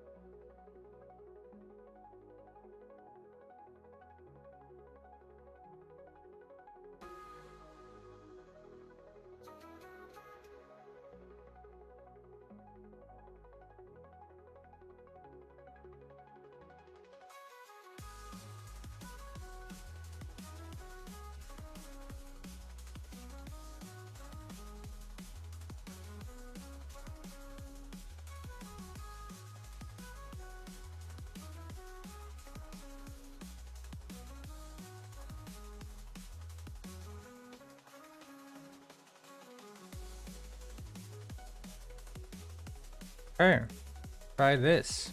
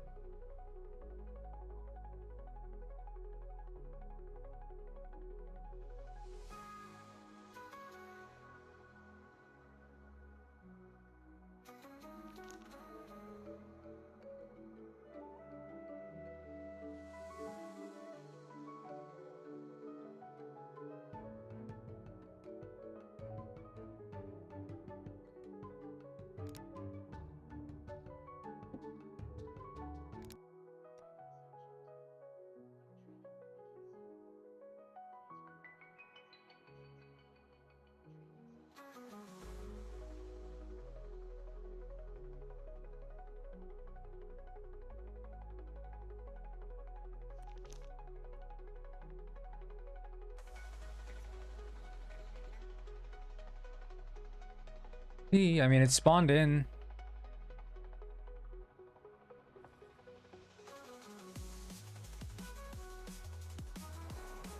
See if there's any police. There's police. Is he holding a gun? No. But his template should tell us at least whether or not he was... I wonder, police here. Yeah, loadout, police, pistol.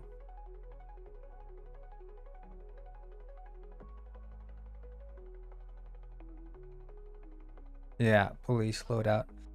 And I think, let's see here if he initialized. Yeah, he has weapon pistol. He just never spawned in with the pistol, which is the problem.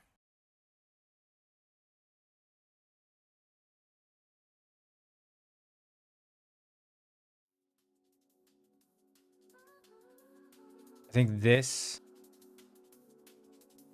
is something we can take out. Or here, rather.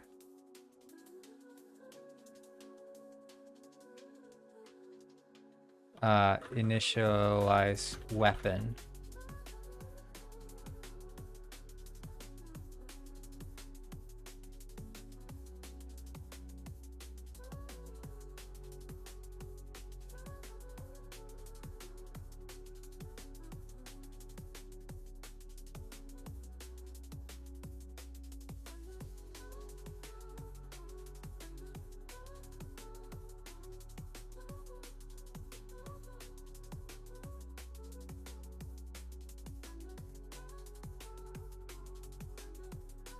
And there we can just assume that there is a weapon, or do we want to have a...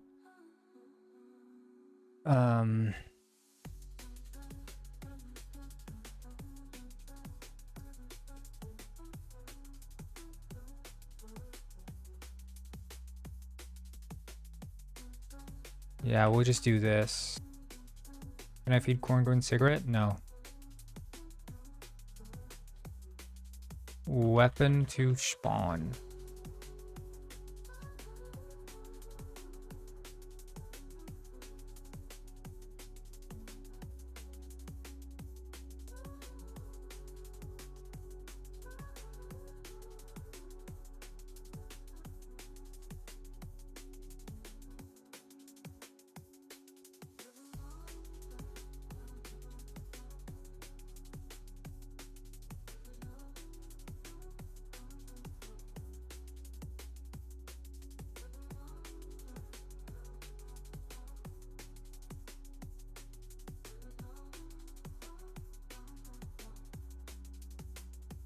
Right, okay.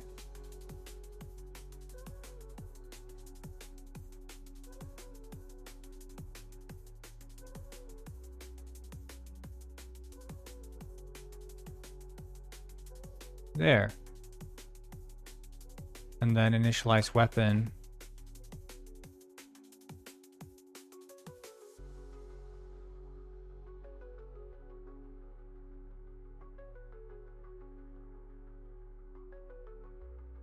Here, init template.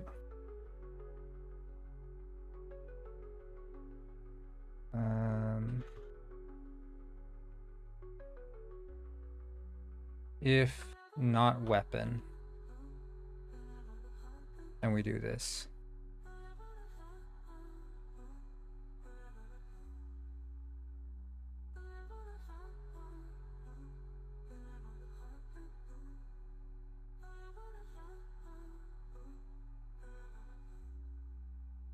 No, so that's the problem though.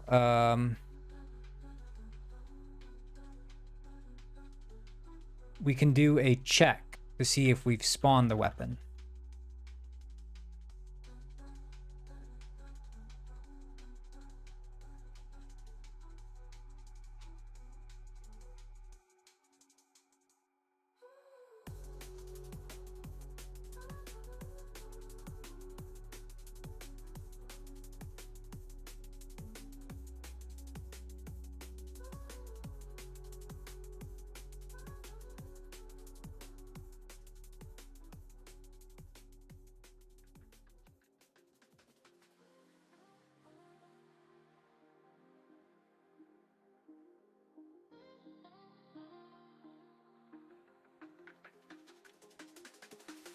As initialized weapon. If has initialized weapon, turn and then has initialized weapon. True.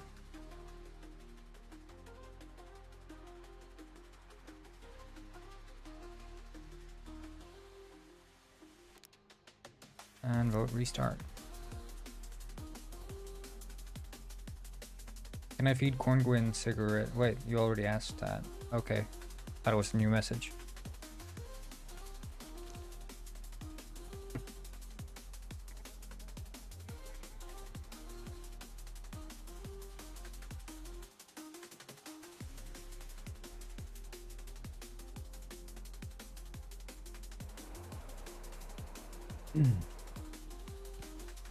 Any police? Probably need a bit more police. I guess maybe the thing is that normal police don't roam, do they?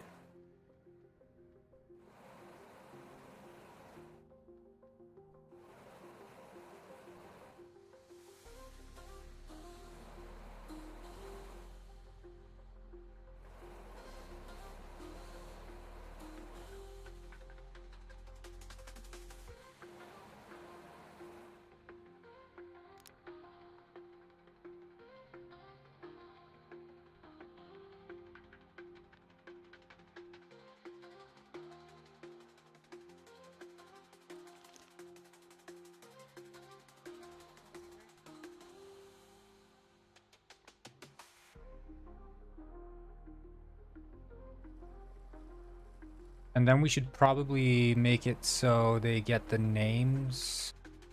Here's police. Does he have a gun? Does he have a gun? He has a gun! And he starts shooting! Oh my god, dude. Hell yeah, we have roaming police. That is awesome. Dude.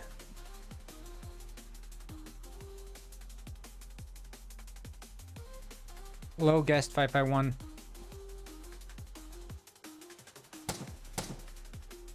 No SWAT team? Well, there's gonna be like SWAT team that come in, but yeah. Now we have roaming police that can like walk around, like walking patrolling police. We have police cars that if you shoot them will start to chase you. It seems like they also struggle a bit with like when they hit their goal, they...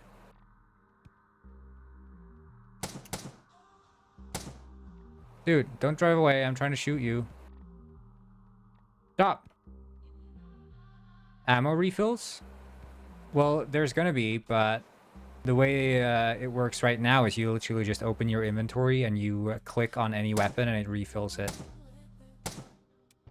Dude, there we go. See, he turns around. He gets stuck because he sucks at driving, but he backs up. And he crashes again, and he backs up again. Come on, you can do this. Come on. You can do this. Oh, he doesn't spawn with his outfit, though. Oh, yeah, there's some issues there.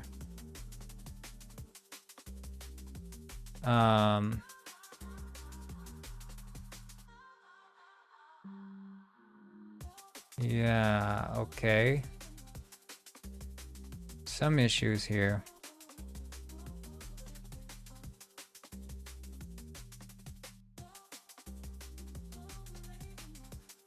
Oh, yeah, because this runs before.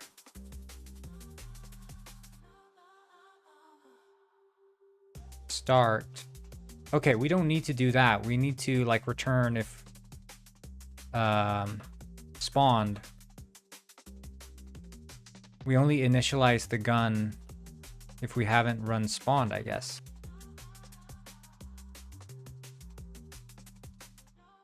Initialized self, yeah. So we can just do that.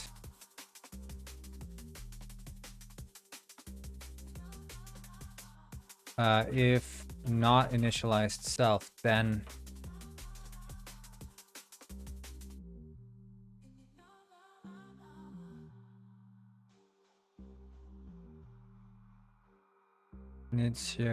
Initialized. Is initialized? Is that the one?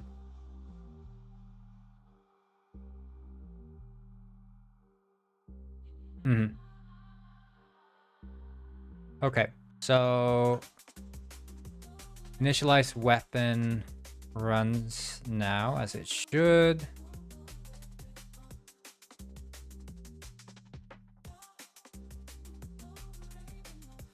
Sweet.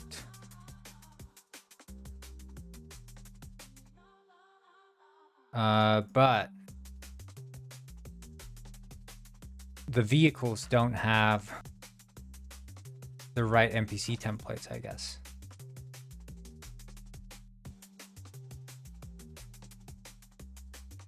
Because he spawned in with no outfit.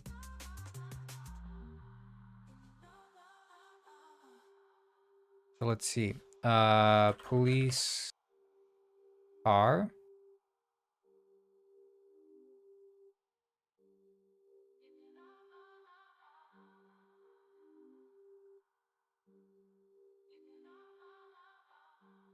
And the advanced AI vehicle has the passenger data police.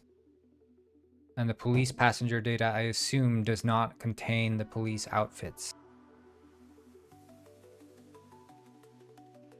That would be my guess.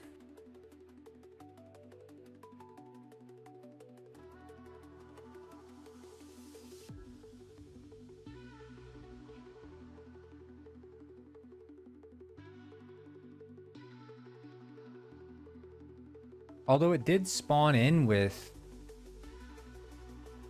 Yeah, okay, so I mean, it's not... Let's see here. Advanced AI vehicles.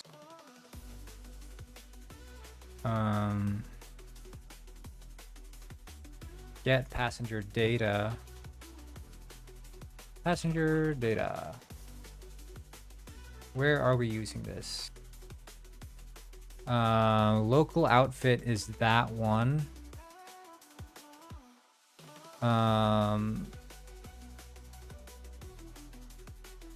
NPC template, get outfit, passenger RNG, and the global outfit index is...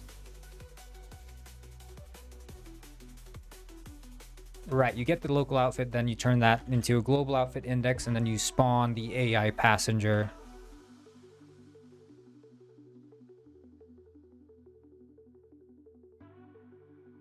I am still streaming, yes.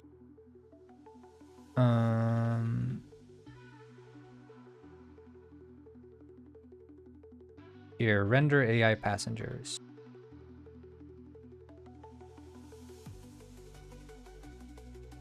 Apply outfit.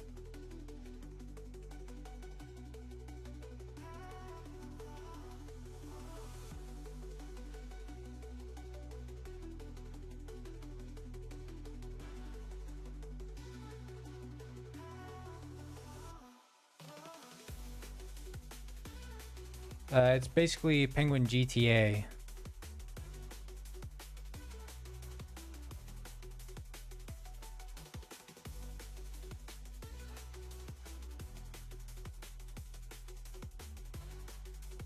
Is this one not set?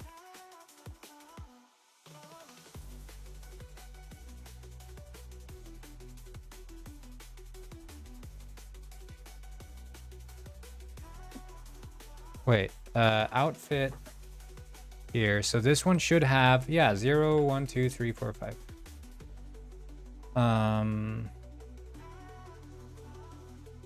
Clothing renderer 0. That's the one. Okay, this should be I.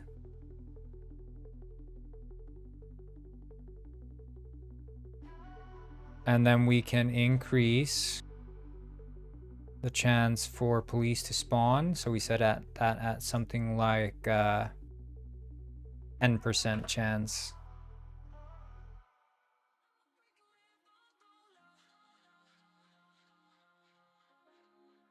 I need to change that to an external object so I don't have to go into the villager every time I want to change the...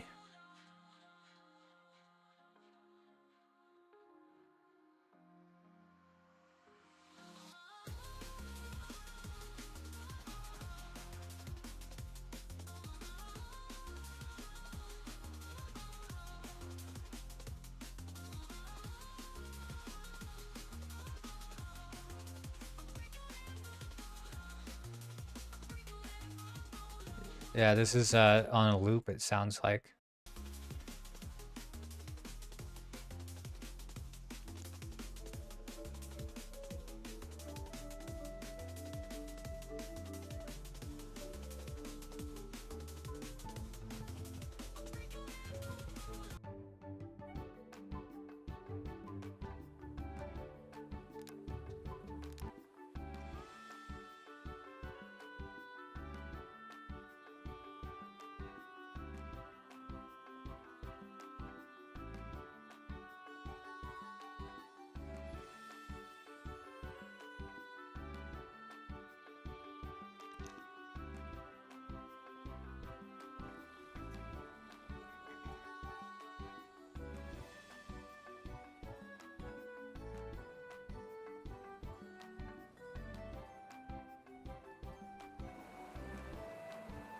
Hey, let's see if we find any police.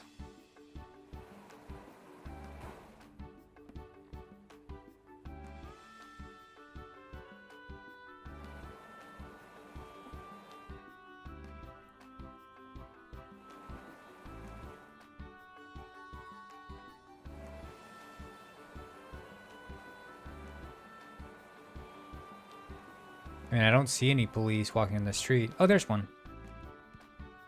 He doesn't have a gun.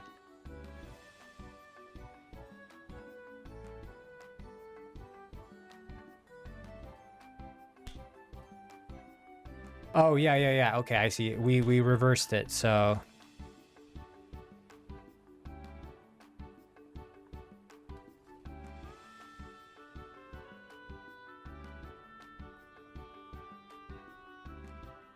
So it's supposed to be, if we have already initialized with no weapon, then we should run the initialization. If we...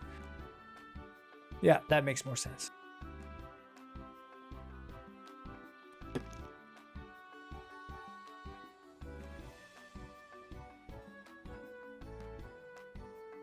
No, but that's still my... No, because only one of them... If we're too late, then it's fine. If we're too early... Wait, what the fuck?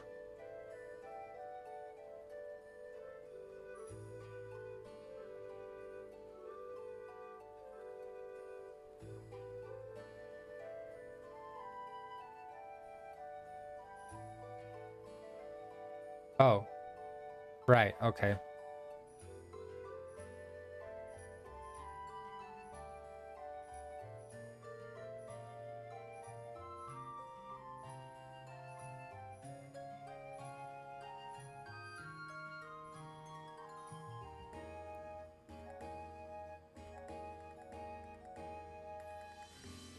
Yeah, you like being fat?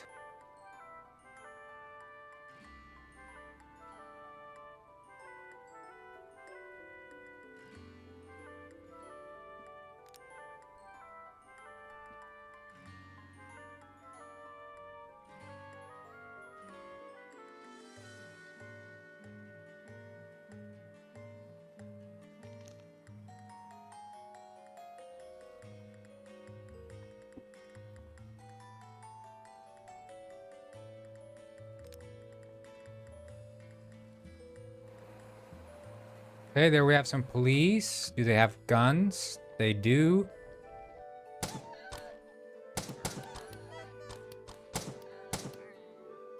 Taking out the popo. Sweet. Okay, let's see if the police dude will... What am I making now? I'm adding police to... These police are going to walk around in Penguin Village as well, so... You can play around with it in Penguin Village later. Which is fun.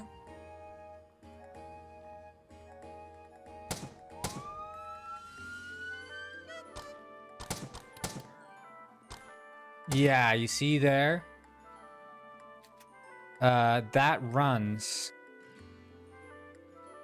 So we can say if weapon... If not weapon, then we run this. Because otherwise we might risk spawning in doubles.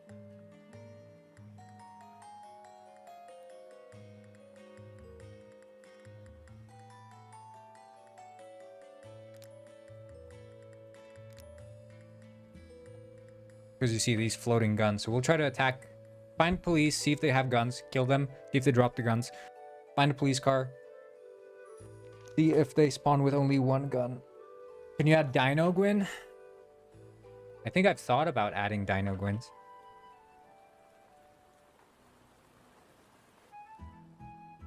There is a Dino Gwyn reference in Detective Penguin.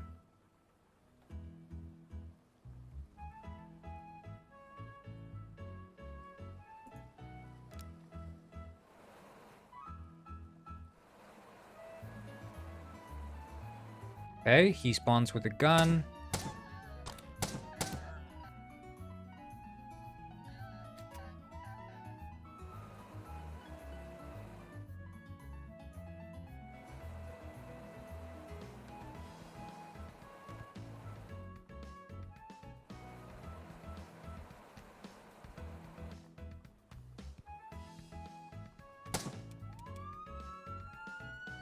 No, don't go off.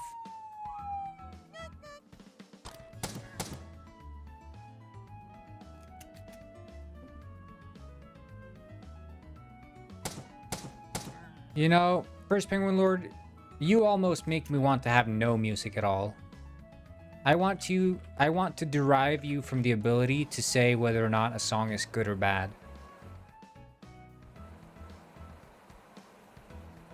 That's what I want. He likes dinosaurs right now? Nice. Dinos are a classic. There already is a chicken.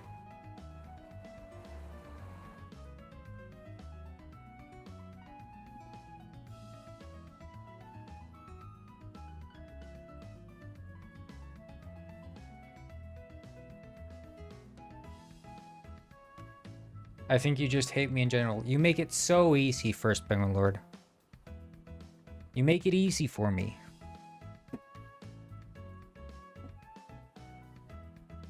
Okay, well, let's drag this. Roaming police NPCs on foot is done.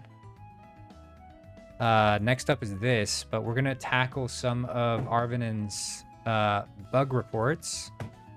I think, didn't I add the Gator Gwyn skin?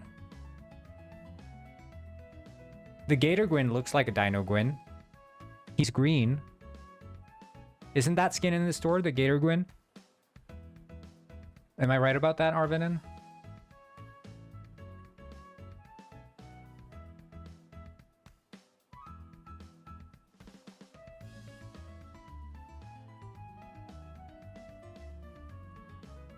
Yeah, I think that's already in the clothing store.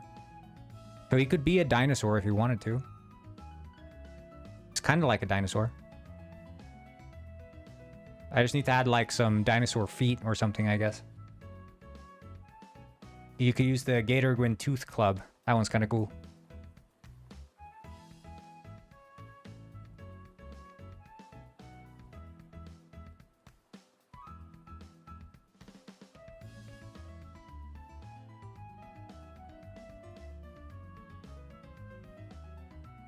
He says he wants a real Dino Gwyn. Well, I guess the difference I would imagine with a real Dino Gwyn is it would have like spots on it and stuff. Maybe I could add like spikes on the back, like as a item, like what's it called? It's not the back spike dinosaur. Sort of like this, you know? Or like that one. What's that one called? The Kentrosaurus.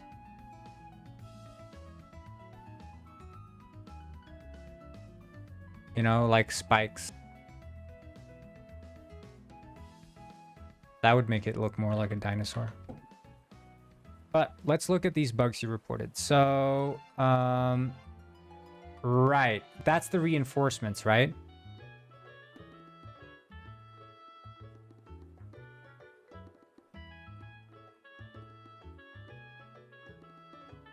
I think the problem could be...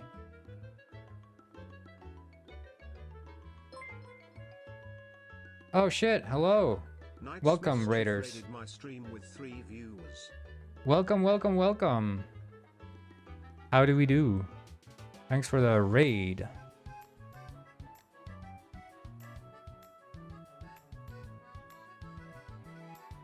Yeah, I don't know why this dude is so screwed up.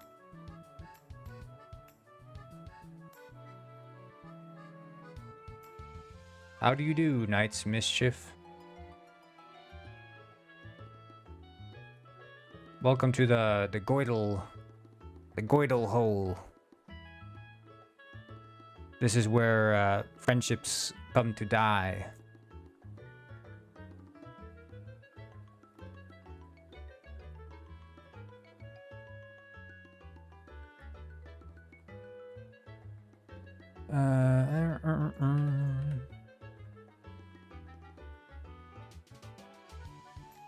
I don't know what the difference between this enemy and like other enemies are.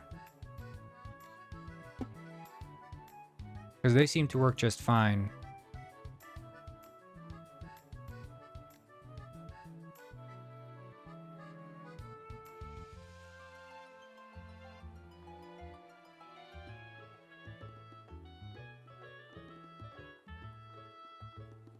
My friend says he wants a Velociraptor Dinogrin. Why it's not the same? Because I have to spawn these guys in, so it's a bit different. Wait, why are they here? Why are they in the scripts folder? Did I push them here?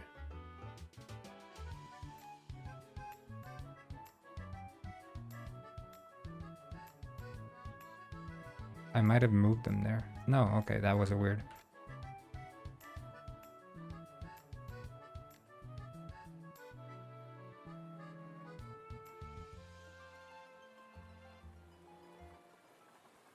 Just look here. So far it looks the same. Yeah, I don't get it. Like as soon as this guy plays, then he gets stretched out.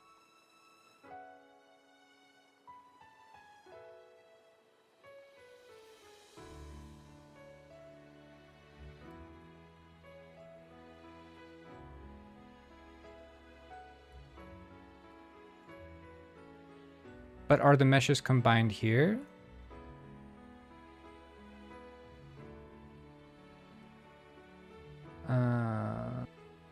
Mesh combiner controller. Maybe it doesn't have a mesh combiner controller. Does it have an animator and stuff? Has an animator? It has mesh combiner controller? No runtime animator controller. That could be what's missing. Unless the animator sits on top, but I don't think it does.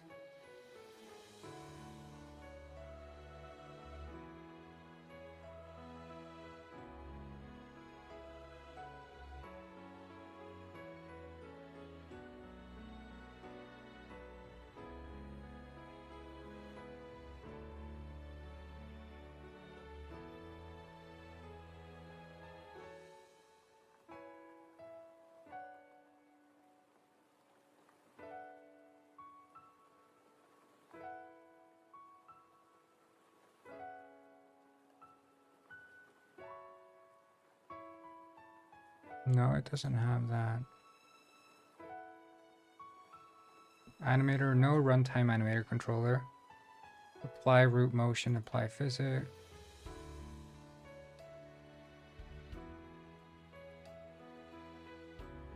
Animate physics. Oh.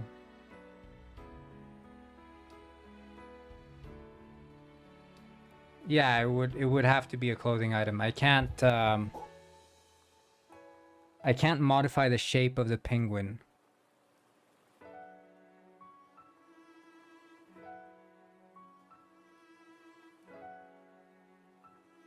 That would be too much work.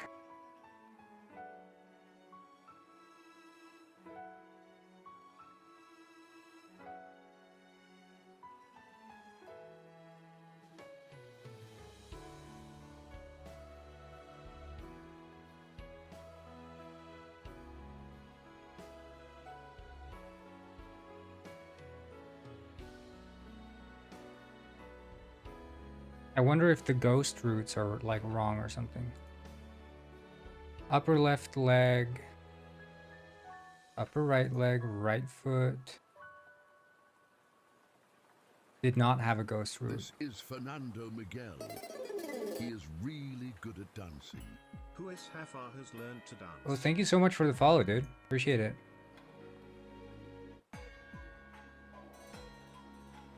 You know what? That could be the issue.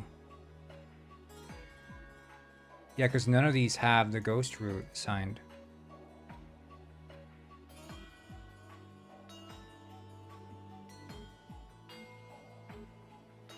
That is probably it. Wait, so if I... Yeah, okay, let's see. Let's see. That could be it. Rate Pigwin from 0 to 10. I like the Pigwin, dude. Did you know that if you're wearing the cat ears, it changes your newt to a meow?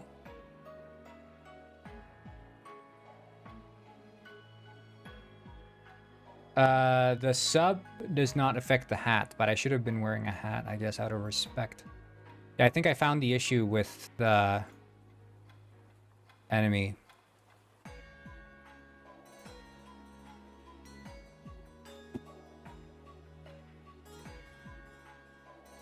Let's see, I'm just gonna double check here, because these all have no ghost root. That one has ghost root. Okay. So then let's just double check here.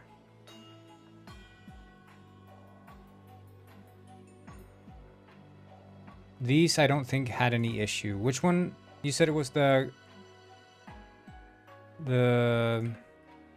zombies that spawned in or something, right?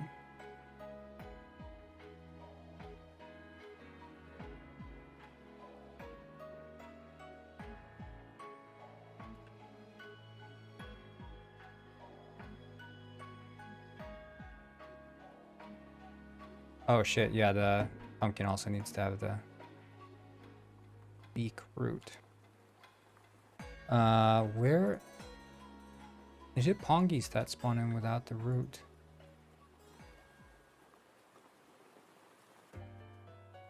No, they seem to have it.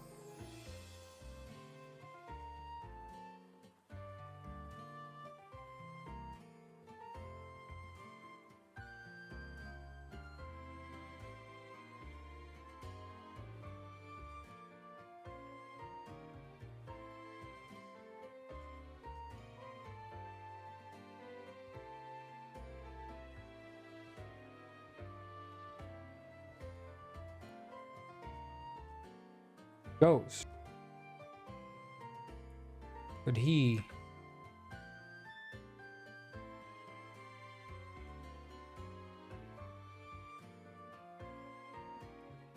Yeah, but you sent this image here. Is that your friend?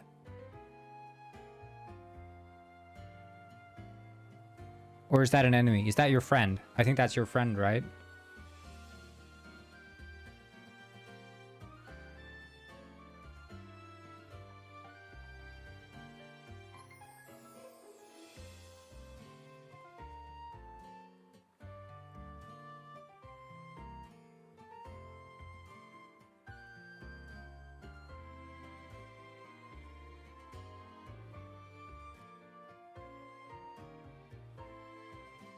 Yeah, this should be render.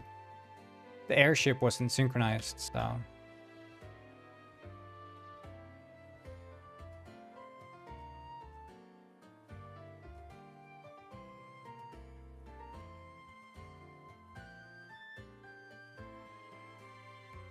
Yeah, he's carrying the lost child, yeah.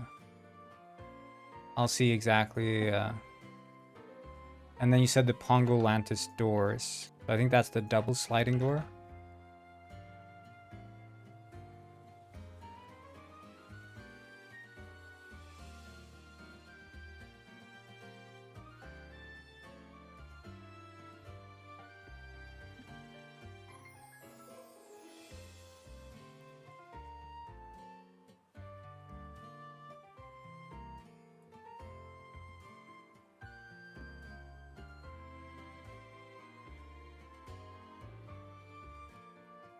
It's in Pongolantis.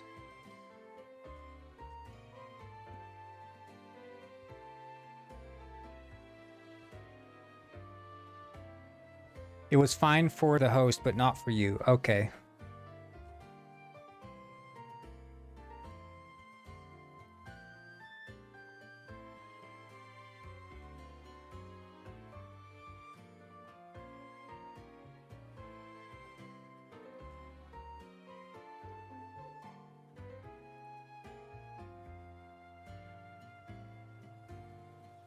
Okay,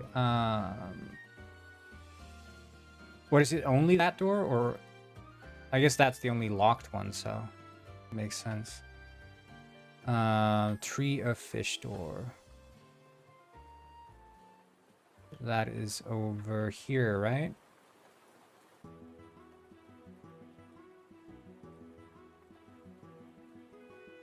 The door at spawn, yeah, exactly.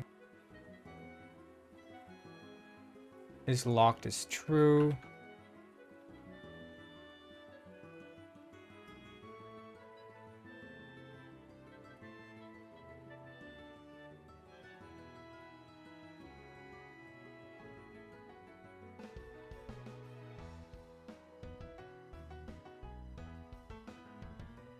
Yeah, okay, I see the issue here.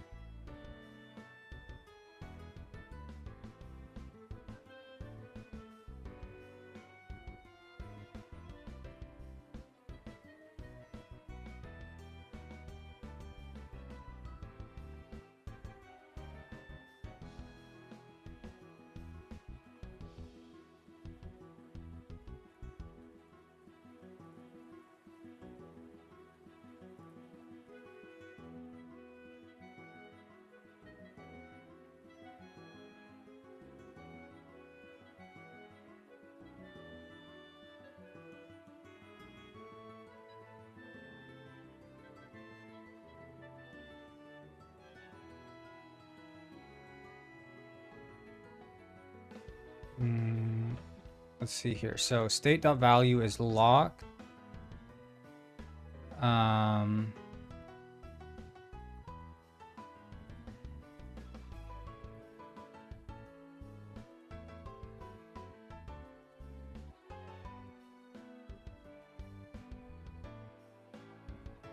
Right, so the value state is true is whether or not it's locked. Okay. Yeah, no, that's okay. There's no stress to look for more bugs, but this is very valuable to me, especially when you report it so nicely in like the thread and stuff, like with the photos and with the videos and just like organized like this. It's really helpful for me. I think this grabbing onto items bug is a bit more tricky.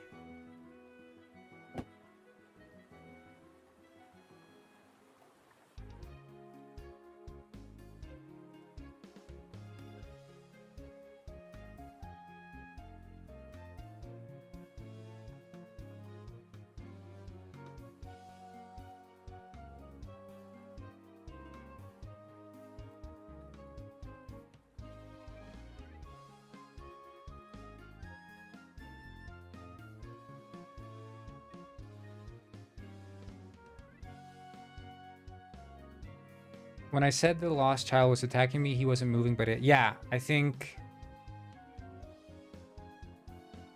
the awareness thing is just that he follows you. It's not necessarily saying that he's attacking you. It's just that I made him follow you.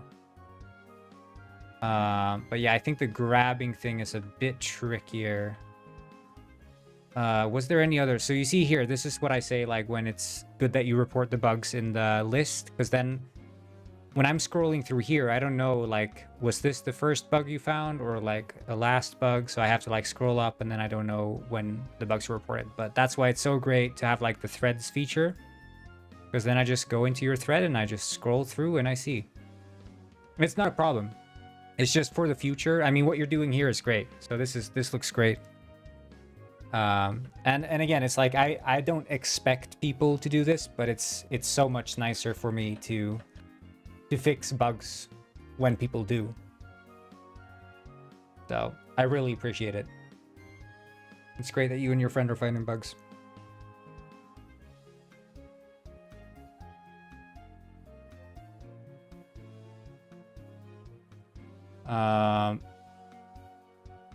See, I think at this point, when I'm testing like multiplayer stuff, it generally starts becoming kind of annoying to stream. So unless there's another bug, I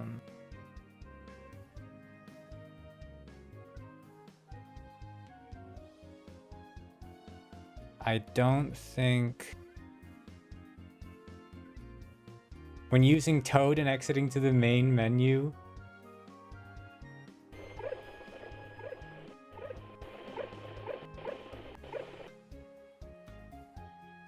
Yeah, I think I have to go. The air cannon doesn't seem to work. Yeah, I think that was working now with the new bug. With a new update, I mean. I think I should probably leave it at this. So I'm going to call it a day. I'm going to take a little break, then get back to it and try to fix these multiplayer bugs with the grabbing and stuff you were talking about. So we will see what happens with that.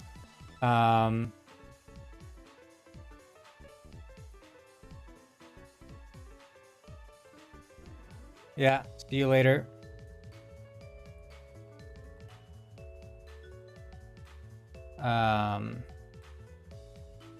Have a good day, everybody. And I'll see you all. And if you find any other item that doesn't work, Arvinin, let me know. If there's any item that you're like, this one doesn't seem to work, let me know. Because I'm trying to fix this as fast as I can, to the best of my ability. So I will see you all tomorrow. Bye-bye. It's 2 o'clock here. Yeah, so see ya. And have a great rest of your day.